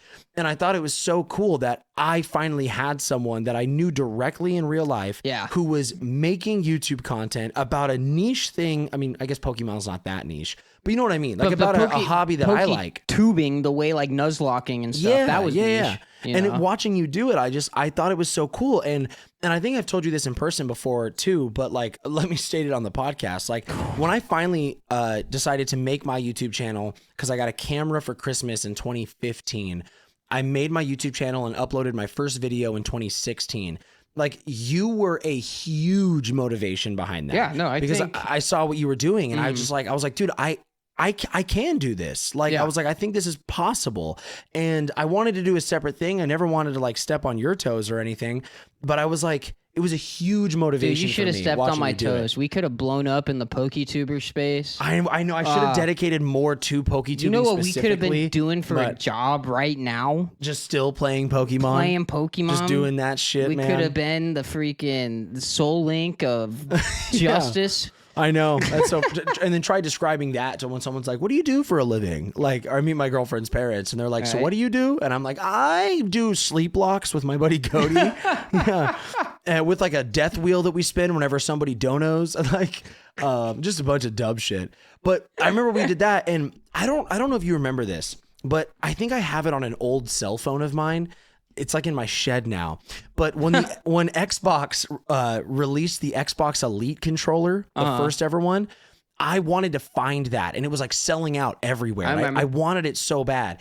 And that was the first time I ever grabbed my iPhone and I started filming the hunt for the Xbox Elite controller like it was a vlog. And you went with me to a couple stores and we were trying to find the Elite controller. Very distant memory, but I remember this. And we were trying to find it and we finally found it somewhere and I got to bring it back home and I unboxed it. And it was like, that's when the fire lit up for me. Because one day I just decided, fuck it, I'm going to film this, like make it a little vlog. And it was so fun. And then when I finally ended up making my channel and I was more on like a routine with it, we ended up making content. Like I had you over and we were talking about, I remember like the Sun and Moon. At your, I had a room in the garage. And I converted that into like a film studio. Yeah. And then I went over to your house before, even later on in years, and we filmed like videos talking about the MCU, the Marvel universe and stuff. A bunch of things. Morrow's old, the spot he was renting for his business. That upstairs room. I remember we watched, it was either Infinity War or Endgame. Yeah, we did a four of us went up there afterwards. And we did a podcast. It was your thing, but you had all the mics set up and like... That room was sick. It was really cool. That was a really sick room up there. It was me, you, Tub, and Joel, right? It was either Joel or Springer. I can't remember. It was Joel. It's still on my YouTube channel. Yeah, but, we can find it. Yeah, we sat. I think it was Infinity War. Because we sat there and we were like, it's one of the two big what are they going to do now? Because everyone's dead. Right, because we were theorizing. We were theorizing heavy. And I think I remember because I had an Infinity War comic that I put up on the wall and it kept falling down. But that's right. And it, like as we were filming, but we did film that too. So we've done a lot over the years. And like as far as content and just kind of like Pokemon and midnight releases and even just hanging out and stuff. But again, we go as far back as scootering at the local skate park when we were middle schoolers, all the way to we're getting near 30. Yeah. And we're more career driven, like you're saying, and trying to set our lives up. But like we're still doing these things that we love and are passionate about and find joy in. And I think it's that's beautiful. Yeah. I think it's actually really good too that like you know, especially for you, you have a lot of friends and you've maintained a strong social life all these years. And I try to. I admire that because it's healthy for all of you guys. You guys all have each other's back. You guys are all on a similar wavelength, and it's not like you just let anybody become as close with you guys as you guys all are. Like that wasn't. It's an chosen and earned family that you guys have built, and I've always respected it. And, you know, I'm not saying I'm on the outside looking in. Obviously, I haven't been as close as, like, the core guys, but I've always been welcomed. Everybody's always very, no matter who it is in the group, everybody's happy to have me around. we keep you at a safe distance. You do. No, and I think it's Dalton's fault. No. That's true. I saw him today, actually. And he was talking about me again, wasn't he? Fuck Dalton, dude. Dude, I love him. He's always on some dumb shit. He wanted to put the football game on, but we played JJK instead. And he was really lost. But yeah, Dalton, I love Dalton, but I'm not as close with him. I don't know him as well, but every time I see him, it's like great interactions, you know. But like because you know, Dalton's down in Santa Clarita now, but like I actually didn't know that. Yeah, okay. He's down there with his wife. But yeah, with me, you know, Joel, Spring, Tub, like we all live together, and we've been very, very close for almost a decade now. So, which is kind of crazy, man, as things go on. And now some of our friends are having kids and stuff. It's wild, super crazy. Yeah, but yeah, we got a good thing going, and we have a lot of people that we know and love. And I think a lot of that is just be a good person and be open about what you want in your life, like the energy you want in your life. And it's really easy. Yeah, protect that first and foremost. You know, don't just let other people that don't deserve your energy when you know you're a good person and you deserve good people in your life, and to have that kind of circle. Yeah. Don't let bad people come in and just feel like they're entitled to all of that, because that happens. Yeah. That happens, and you know, a lot of people, even if they are good people, they don't respect themselves enough to put that foot down and say, no, I'm not going to sit here and let this person use and abuse me when they obviously don't genuinely care about me, and I don't genuinely care about them, if that's the case. Yeah. You know? And the older you get, it's easier to spot that. Way easier. Like from a mile away. And we don't have time. No, and that's the biggest thing is like, I can't tell you, and again, not to sound like a dick or anything, I'm sure every human's been in this position before, but there have been plenty of people that myself or Tub or any of my friends have met or something, and like, and they're like, yeah, they're cool, but like, you know, we'll kind of keep them over there. Yeah. Like, it's like, this is cool, but you're kind of more of like a once in a blue moon kind of person. Like, again, no hard feelings. Like, I'm not going to like, I won't sit here and like speak ill will or anything, nothing like that. But you'll meet people and you're like, yeah, you know, you kind of operate the way you do. And that's fine. But that's not really what I want in my life. So, and the older you get, it's easier to do that. And it's also far more important to do that. Yeah. The older you get. And you know, the way you guys operate, I think, is very, very, very healthy, which is why I want to be around it more. And with that, you know, if there's somebody that you really, you know, feel that way about, it's probably because they're doing something that's a little more like, there's a reason. Yeah. There's a reason. And, you know, it's not your job to everybody that you come in contact with to try to be like, oh, hey, join our group and you'll become a better person because you're surrounding yourself with better people. Like, people kind of, you know, I feel like people end up being pretty big loners, like, because they realize how full of it a lot of the people they might surround themselves are with. Yeah, absolutely. And then they'll start, like, once they're alone, they start building that better circles around themselves, and then they'll grow as a person. I've seen it happen, you know? Yeah. But it's like, if somebody is actively, you know, in kind of that lifestyle, surrounded by people living that same way, and it's like, oh yeah, you come around every now and then, but you know, like, I don't really want you in my house unsupervised kind of thing. You know, like, I don't know what you're gonna get into, or my daily life. Yeah, or my daily life. You know, for whatever reason it might be. It's, you know, it's not. You got to protect yourself. You got to put yourself first, and some people might think that sounds like selfish or judgmental, but it's like, it kind of is, sure, but that's healthy. Yeah. People don't want to admit it's healthy sometimes, but it's healthy. Yeah. And when you find something good and like genuinely good and healthy, you just, you know, take the time to maintain that and nurture that and make sure that it stays that way. And usually people can like spot that kind of thing. And then that's something that more people want to be around. Yeah. Because it is real. It's not fake. It's organic, and it seems nurturing, and it seems safe and comfortable and fun. And so it's just, you saw me dancing, dude. I've been lucky. Yeah. You saw me dancing down at a New Year's party, man. I love dancing. Yeah. So do I. It's usually, I'll stone cold sober, I'll get crazy. Me too. But if I get a couple drinks in me, caution's out the window, man. I'm having fun. Oh, that's funny. I'll make Dom feel real uncomfortable. I don't think I am. Who? Dom? Yeah. I don't think I'm drinking any tonight when I go out to this show. Nice. But, dude, I'll be in there, like, especially because it's my friend's band performing. He'll be on the show eventually. What's the name of his band? Drive-By Cinema. They're Why does it sound band. Familiar? He went to high school with me, and they've been a band since high school. Like, it's pretty sick that they've. What's his name? Jesse. He was there last night playing Magic. Was he? Yeah, I Okay. went and said what's up to him. That's when I was like, oh, I'm gonna go say what's up to my homie. Okay, I Yeah. think I know who you're talking about. Okay. That's funny. Yeah, All but right. I'm gonna go see his band perform, and while they're performing, I listen to some of their music, some of their songs I think are really good, and I'm gonna be in there hitting my 2-step for them and trying to get other people dancing for them, and I don't know how late I'll stay after that, Yeah. but it's like even though I know I'll be sober, That's so, it's man. gonna be easy. Yeah. Because the front man of the band holding the mic is gonna see me and recognize me, and like he'll probably point at me, and then it's like I've been validated. Yeah. I 2-step till the night is done. My presence has been validated. And that's, again, man, that's something I've always loved about you is you've just like always been like 100% authentically yourself. Yeah. And you're always there for just I like try a to good be, time. You're like, I'm not here for no problems. I'm not here for any drama. I'm just here for like good times, positivity, love. And it's like, I wear me and my heart on my chest. Yeah. And it's just like, this is me. And I'm trying to find that balance now where like, I still want to wear my heart on my sleeve, on my chest, however you want to phrase it. Or heart on your sleeve. But yeah, I whatever way. am getting better at protecting myself because that is one thing is like with all of that, I gave everybody, like I looked for the best in everybody and would be really trusting. And certain experiences in life will have you kind of reconsider that and realize protecting my energy is important. It is. So yeah. I still want to be able to be that free, genuine guy that like, Yeah. because I am just here for a good time, man. I want everybody to have a great time.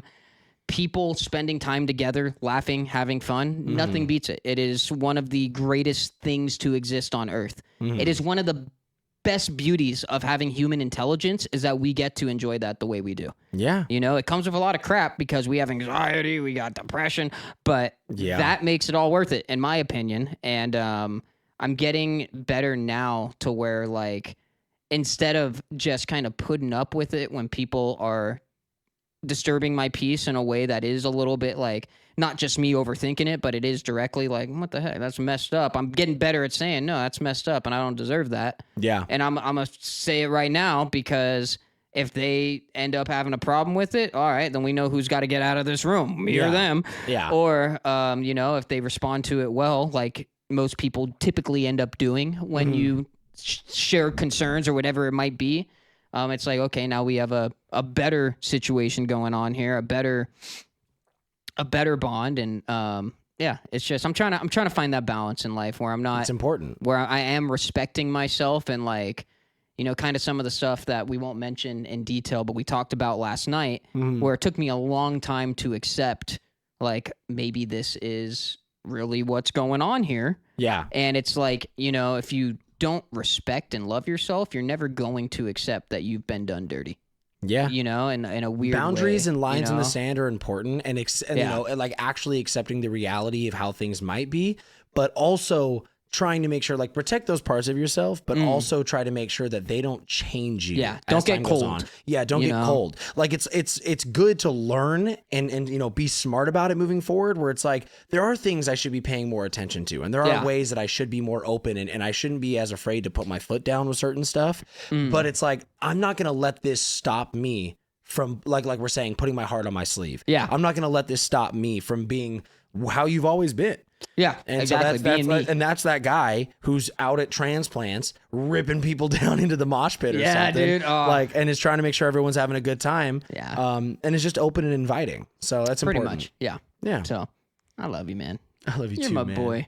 I love you so much. We gonna kiss? Right now, that could be the thumbnail. But yeah, dude. I mean, it might be. It is.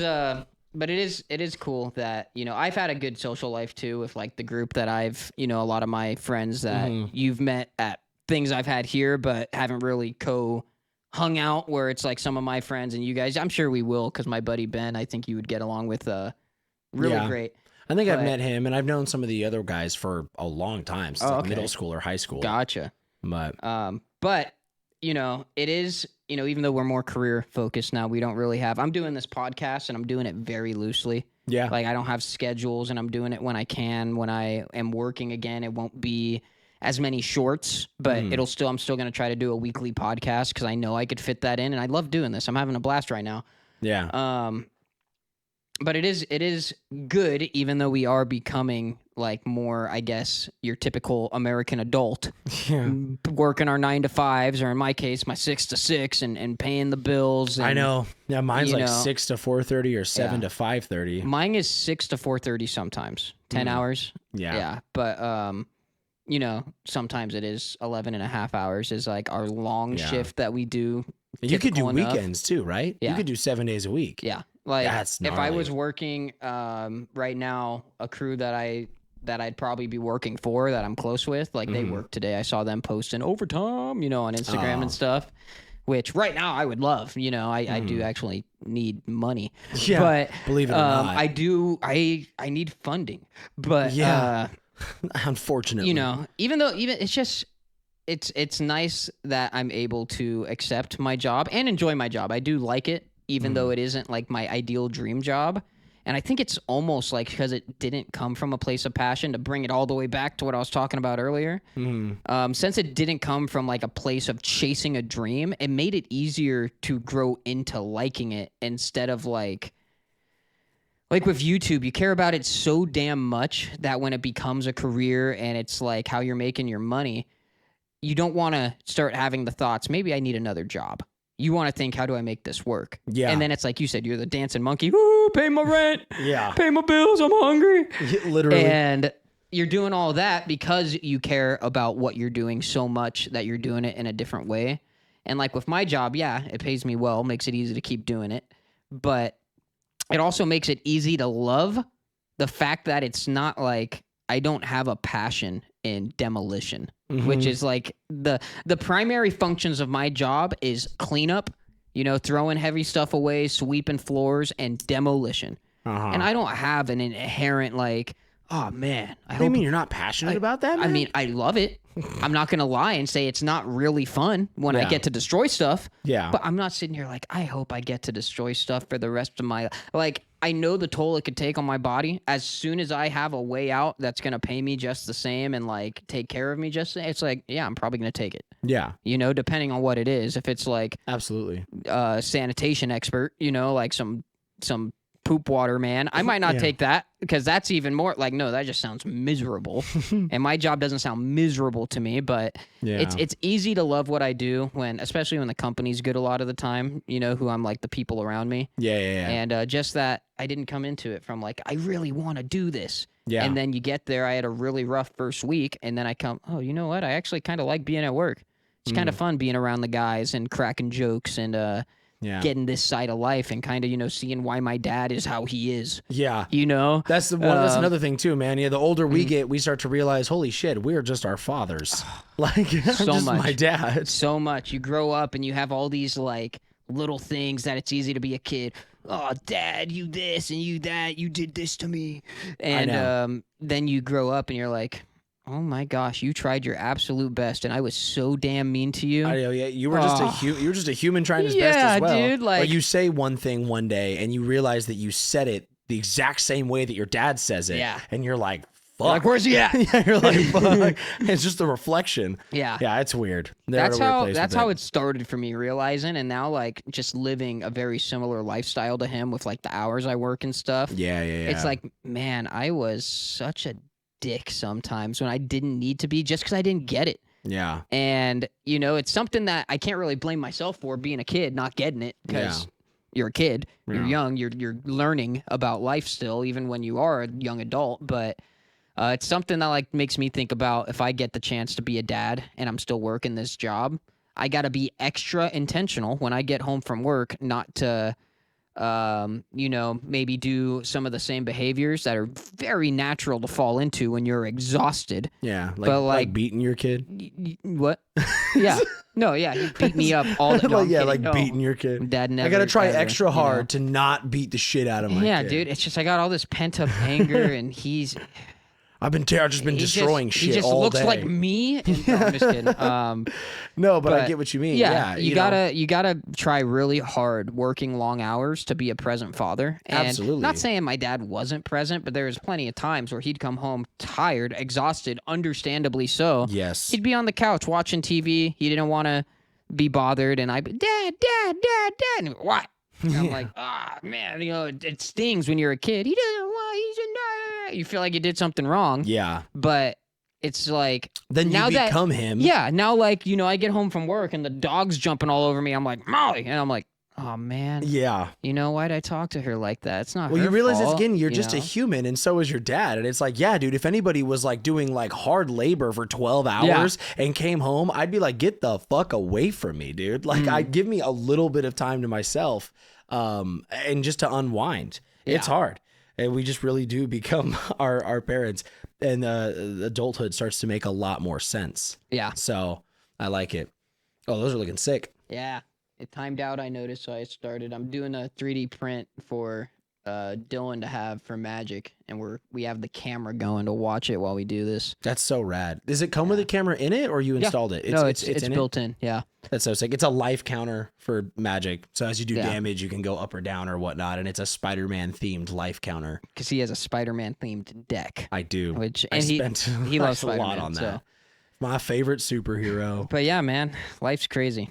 Life is crazy, and it's me and you haven't had a real deep talk in quite a while. Yeah, so we've talked about it. We've texted each other. And we've been like, we need to have another. We need one to do of these. this. Yeah, we've talked about it before for sure. Another reason I wanted to do this podcast. It is a great excuse to do like get someone to plan it, where it's like, come over and let's have the talk. And it scratches an itch, the content creator itch too, where it's like, I love making content, and right now the content I want to make is literally just sitting down talking like what we're doing. Yeah. What we're doing. And, like I got ideas for like how I did that one short we were talking about, that little like spoken advice piece. Yeah, that was good. I got more of those I want to do. And it's all just easy stuff, and it really speaks to who I am today as an adult. Yeah. And that's the beautiful thing about the content, that you have the freedom. You can make your content can change depending on where you are in life. You don't have to make gaming content for 13 years when you were done with it after 9. Yeah, I feel that. But like, this is where you are right now. So you want to make this, and then as time goes on, maybe you want to boot up Black and White Nuzlocke or whatever again. Or as time goes on, maybe you want to do something complete. Maybe you want to start making car videos. Maybe you want to like something, whatever. But you have the freedom to, and that's what's awesome. Yeah. So it makes it fun. It's also the biggest thing I've done really well so far, but I haven't gone back to work since starting this podcast, is balancing it in the sense of your work schedule. I just work so much, and I've tried to produce like really high quality content on a schedule while working, and I've made it happen, but I'm literally losing sleep, and I have no free time, and it'll drive you crazy. It'll drive you. It's literally like I sacrifice my life. I give my entire life up outside of work to make this YouTube thing maybe happen, and it'll drive you crazy. Exactly. So like with this, it's like, I had all these big ideas. I'm gonna do this sort of like series where I talk about the philosophy of this piece of art, or like a show or anything like that. I talk about the philosophy, how it applies, how I interpret it, and I still think stuff like that would be fun and cool, but I'm like, I don't have time. Yeah. And what I really want to do above all else is a podcast, and I can make shorts that are really quick to make in comparison to these other video ideas I'm having, where I'm cutting in clips from shows. And okay, that's it then. That's all I'm gonna do. Like, I wanted to make it more complicated and more of like a Venn diagram, all these lines and circles and red yarn, whatever. And I'm like, no, dude, it's simple. You don't have a lot of time, and you have to make ends meet. So all you're gonna do is you're gonna do this podcast, because you could do one podcast a week easy, and you'll make shorts when you can, because those you can just don't do a schedule or nothing. You could still probably do close to one a day, if not every other day, just because the ones I've made, me dancing, in my kitchen. Yeah. It takes me in total maybe 45 minutes between like filming and editing and posting. Filming, editing, posting, exactly. It's like, it doesn't take a long time to make this content. And I see other stuff. This dude has a pretty decent following. All he does is two-step to every song. And his clips are usually shorter than 10 seconds. Yeah. Like, the song will drop, he'll hit a two-step, he'll be hitting it hard, and then it just cuts out after a few seconds. And it's like, he posts one of those a day. Yeah. And that's all he does. And he still gets a lot of engagement and a lot of views. And I'm not really in it for the engagement and the views. It'd be fun. It'd be cool. Yeah. Not going to discredit that. But it's like, you know, you see somebody actually getting that stuff. And it's like, okay, so if you're just doing this for fun, don't think it can't still, something can still happen, dude. Yeah. So like, it's the best of all worlds is Yeah. that I see it's possible. And if it happens for me, it'll be just like that guy. Those are, even if it's a small group of people, it's the same small group of people that are like, they're your buddies now. They're coming back and, you know, Yeah. hit and follow. And they, when they see your content on their feed, they, oh yeah, dude, it's that guy again. Yeah. You know? Yeah, I agree, man. And even being able, you know, as you watch these podcast episodes back, you might be able to make some little funny like short clips or promos just from the episode. Yeah. If a funny topic gets brought up or a moment or something. The hard part with that is like, obviously we've been recording here for hour 48. We got like 15 minutes left before we got to wrap this up about. Mm-hmm. And this is going to be like 2 hours of footage to cut through. Yeah. And I personally, I don't listen back to the whole podcast. Mm-hmm. You know, maybe once I'm working, I'll listen to them in the car.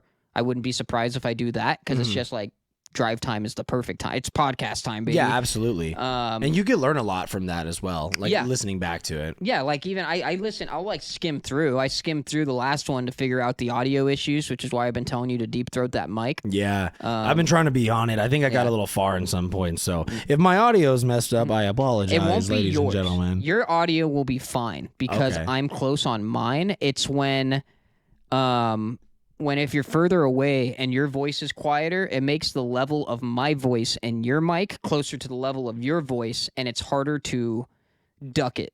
Basically, where I'm making it so if the audio isn't at a certain level, it won't come through at all. It'll automatically mute it. Interesting. So hopefully the lowest your voice is will always be louder than the loudest my voice is, and we're not talking over each other a lot, which helps. Yeah. And so I could set it up to where even though right now, if I were to just have the two mic feeds, you'd hear a little bit of echo from my voice coming through your mic, getting all technical on the pod. No, I like this kind of stuff. You know, but even though, you know, you'd hear that echo using the ducking, it would basically say, okay, the audio level isn't loud enough in that mic, so we're going to totally mute it. And then when you start talking, it would be loud enough that it undoes that. And it's just little stuff that I've always fiddled with, but now that I'm doing something that is like audio is the whole thing, basically, I want to make it sound crispy. Yeah. And the first two don't sound very crispy, but I'm Trial also and error. It'll take exactly. time. I'm not getting caught up on like, oh man, I got to redo this a billion times and make it perfect before I put it up. The way I'm looking at it is I'm going to do this. I'm going to go through it one time, and that's how it's going up. Because I don't, like, especially when I'm working, I won't have time to redo it. Where I apply the fix is in the next one, which is why I didn't tell Tub, hey, stay close on the mic. Yeah. As soon as you came in, hey, I need you to stay close on the mic. And I even had to tell you, like, hey, get closer, you know? Which I didn't. Get closer. Get closer. Not close enough. I know. I hope it's all right. No, yeah, you've been doing great. You've been doing great. But Yay. we've pretty much like with all that conversation, we knocked out a lot of bullet points there. Hell yeah. The next one like might be a little too big of a time commitment for what we got, but I was gonna, you know, we could even just foreshadow the next episode you come on, dude. Okay. But, yeah, drop it. Let's shadow drop. What's going on? pretty much, I wanted to talk about our generation's childhood. And how we kind of had a golden era, dude. Yeah. We started out before smartphones, social media. We're like the last ones, I think, really. Because social media started popping while we were in high school. Yeah. But that's what's hard is like how do you define childhood? Because by the time we were in middle school, the smartphone age had hit. Because I knew people who had iPhones, like the first iPhones or second iPhones in middle school. Yeah. And then in high school, iPhones were everywhere. Smartphones were everywhere. But as far as like actual little kids, like no, growing up for me, it was Pokemon, Legos, comics, hide and seek, you know, building forts, stuff like that. Going outside and there would just be other kids outside and you play with your friends on the street and, you know, even like we really were because my younger sibling is 5 years younger. And while they were growing up, it wasn't like they would go out and they learn. My mom taught them how to skate, and my Your mom taught them how to skate? Yeah, like roller skate. Oh, okay. You know? I was like, damn, Not bro, your mom skateboard. is shredded. My mom's a shredder, I was dude. like, dude. My mom's 5-time cover of Thrasher. Yeah. No, So it's like you tray flip, pussy.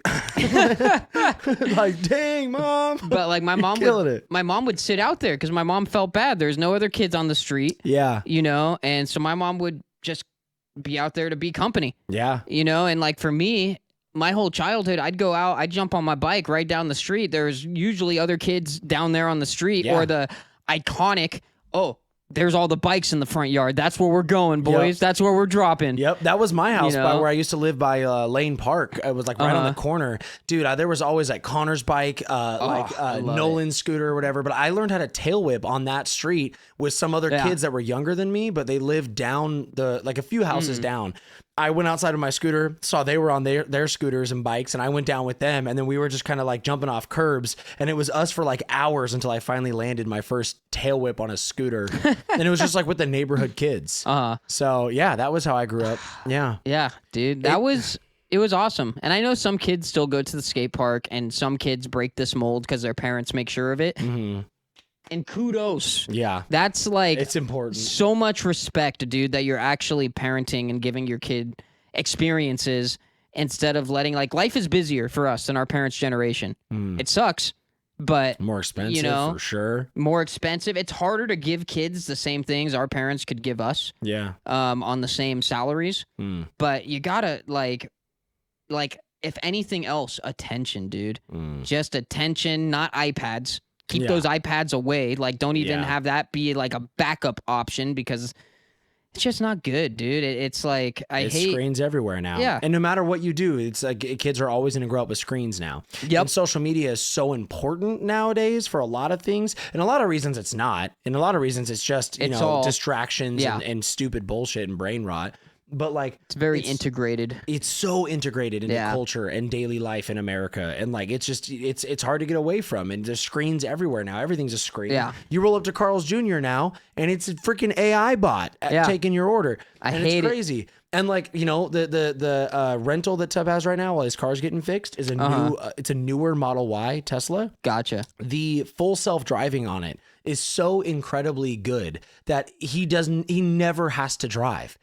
That's so sick. At all. It's crazy. And you can go to like, what So when I mode was are you following you guys last night, he wasn't doing in? nothing? No, that was the car. Dude, that's crazy because he didn't touch the wheel once. that thing cut across like all the way across the road into the far lane, and it like did it smooth criminal. Yeah. I was watching. Never touched it. I was looking to him like, damn, Tubbs getting up and on it. This thing's a race car. He put it into full self-driving mode, and then he put it in. So they have like chill mode, hurry mode, and Mad Max mode. Oh my gosh. He put it in Mad Max. That was Mad Max? Yeah, that was Mad Okay. Max. So Mad Max, were like, if you're going too slow, it'll go around you. It's funny. That's reasonable. Like the speed it was driving is reasonable for max Yeah. speed. If it went faster than that on full self-driving, that might be a little scary. a little bit concerning, and like I would be surprised more people weren't blowing the whistle on that. Elon Musk is trying to put death traps. No, I know. No, Well, when you but- experience it, you find out that most of the time it's a better driver than most people. Yeah, which makes sense.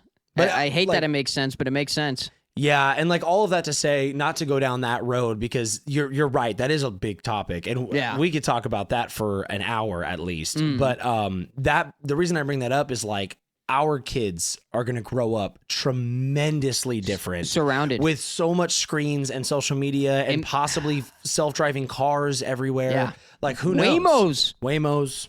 Dude. Waymo. You seen the videos of old people reacting to Waymos? Yeah. It's crazy. Like know. it's very telling of like what's happening here. Yeah. Yeah, You I've seen a know? lot of funny videos with Waymos, like the whole fleet's alarms going off in LA at like 3 a.m. Those my are weird. gosh. But I have a few Yeah. friends out in They're a LA. little dinky. They've sent me Snapchats of them in the Waymo, and the Waymo's just ripping, and they're like, okay, here we go. That's so funny, dude. But it's weird. But I enjoyed my childhood. Yeah, me too. Yeah. And it does, Up until the divorce.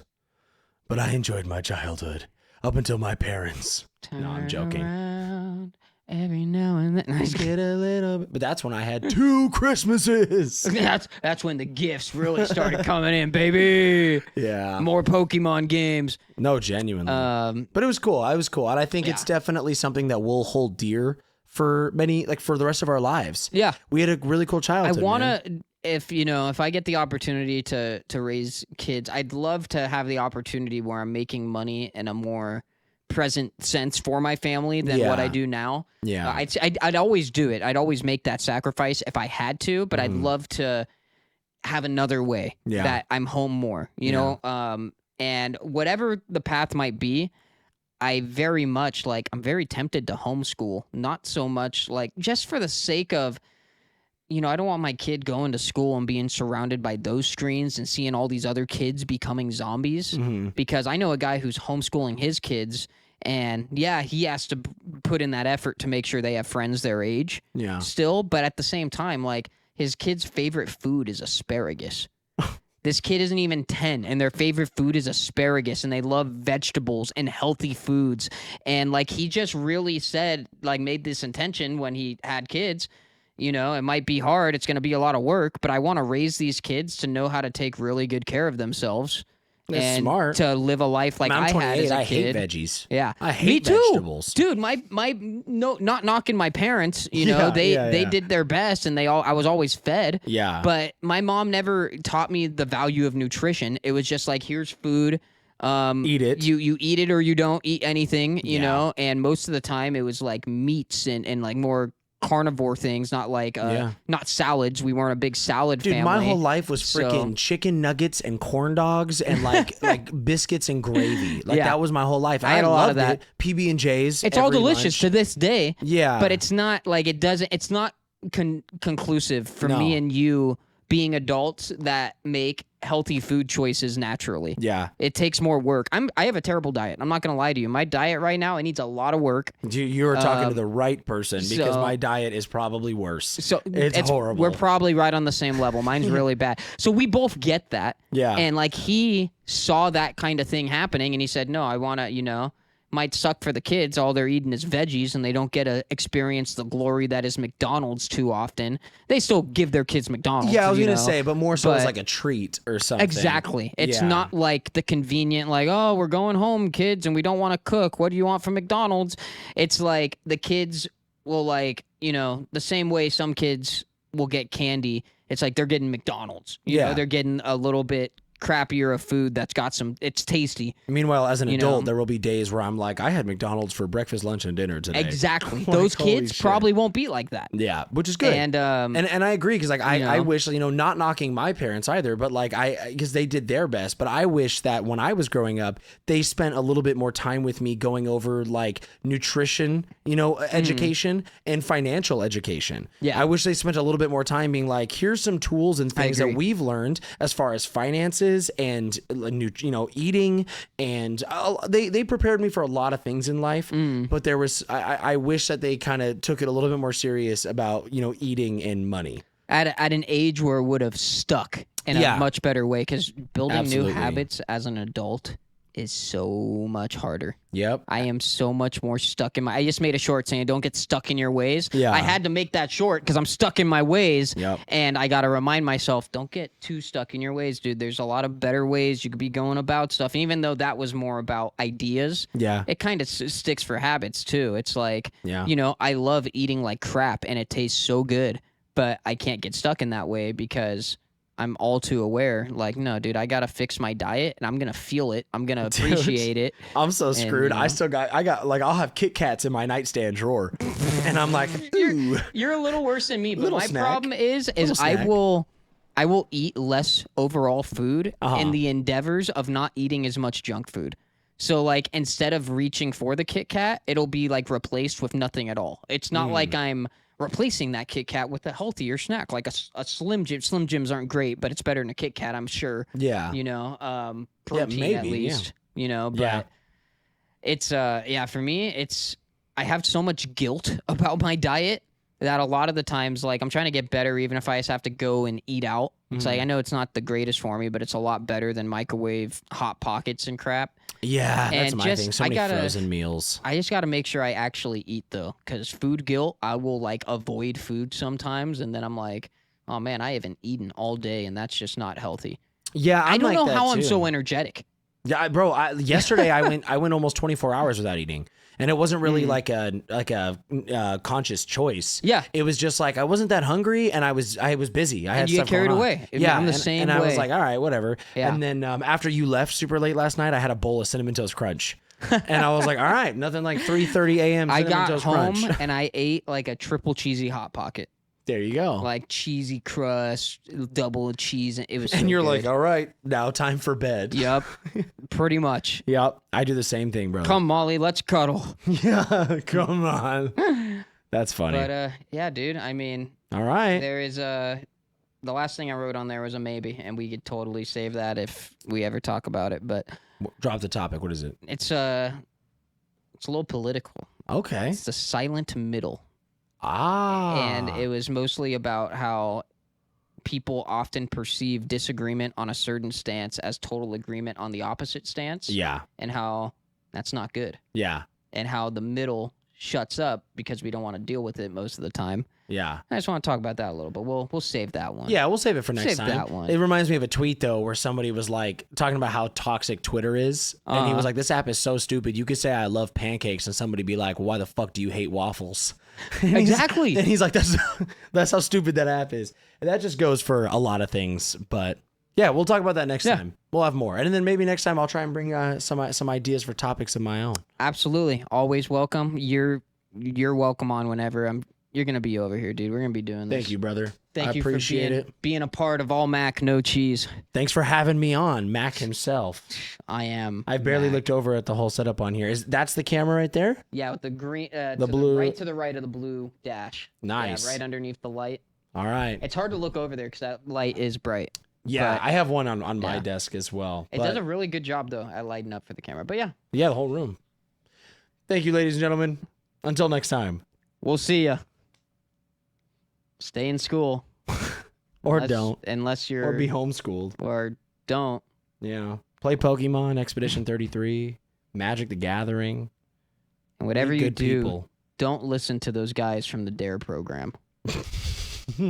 Yeah, no. They're hiding it from you.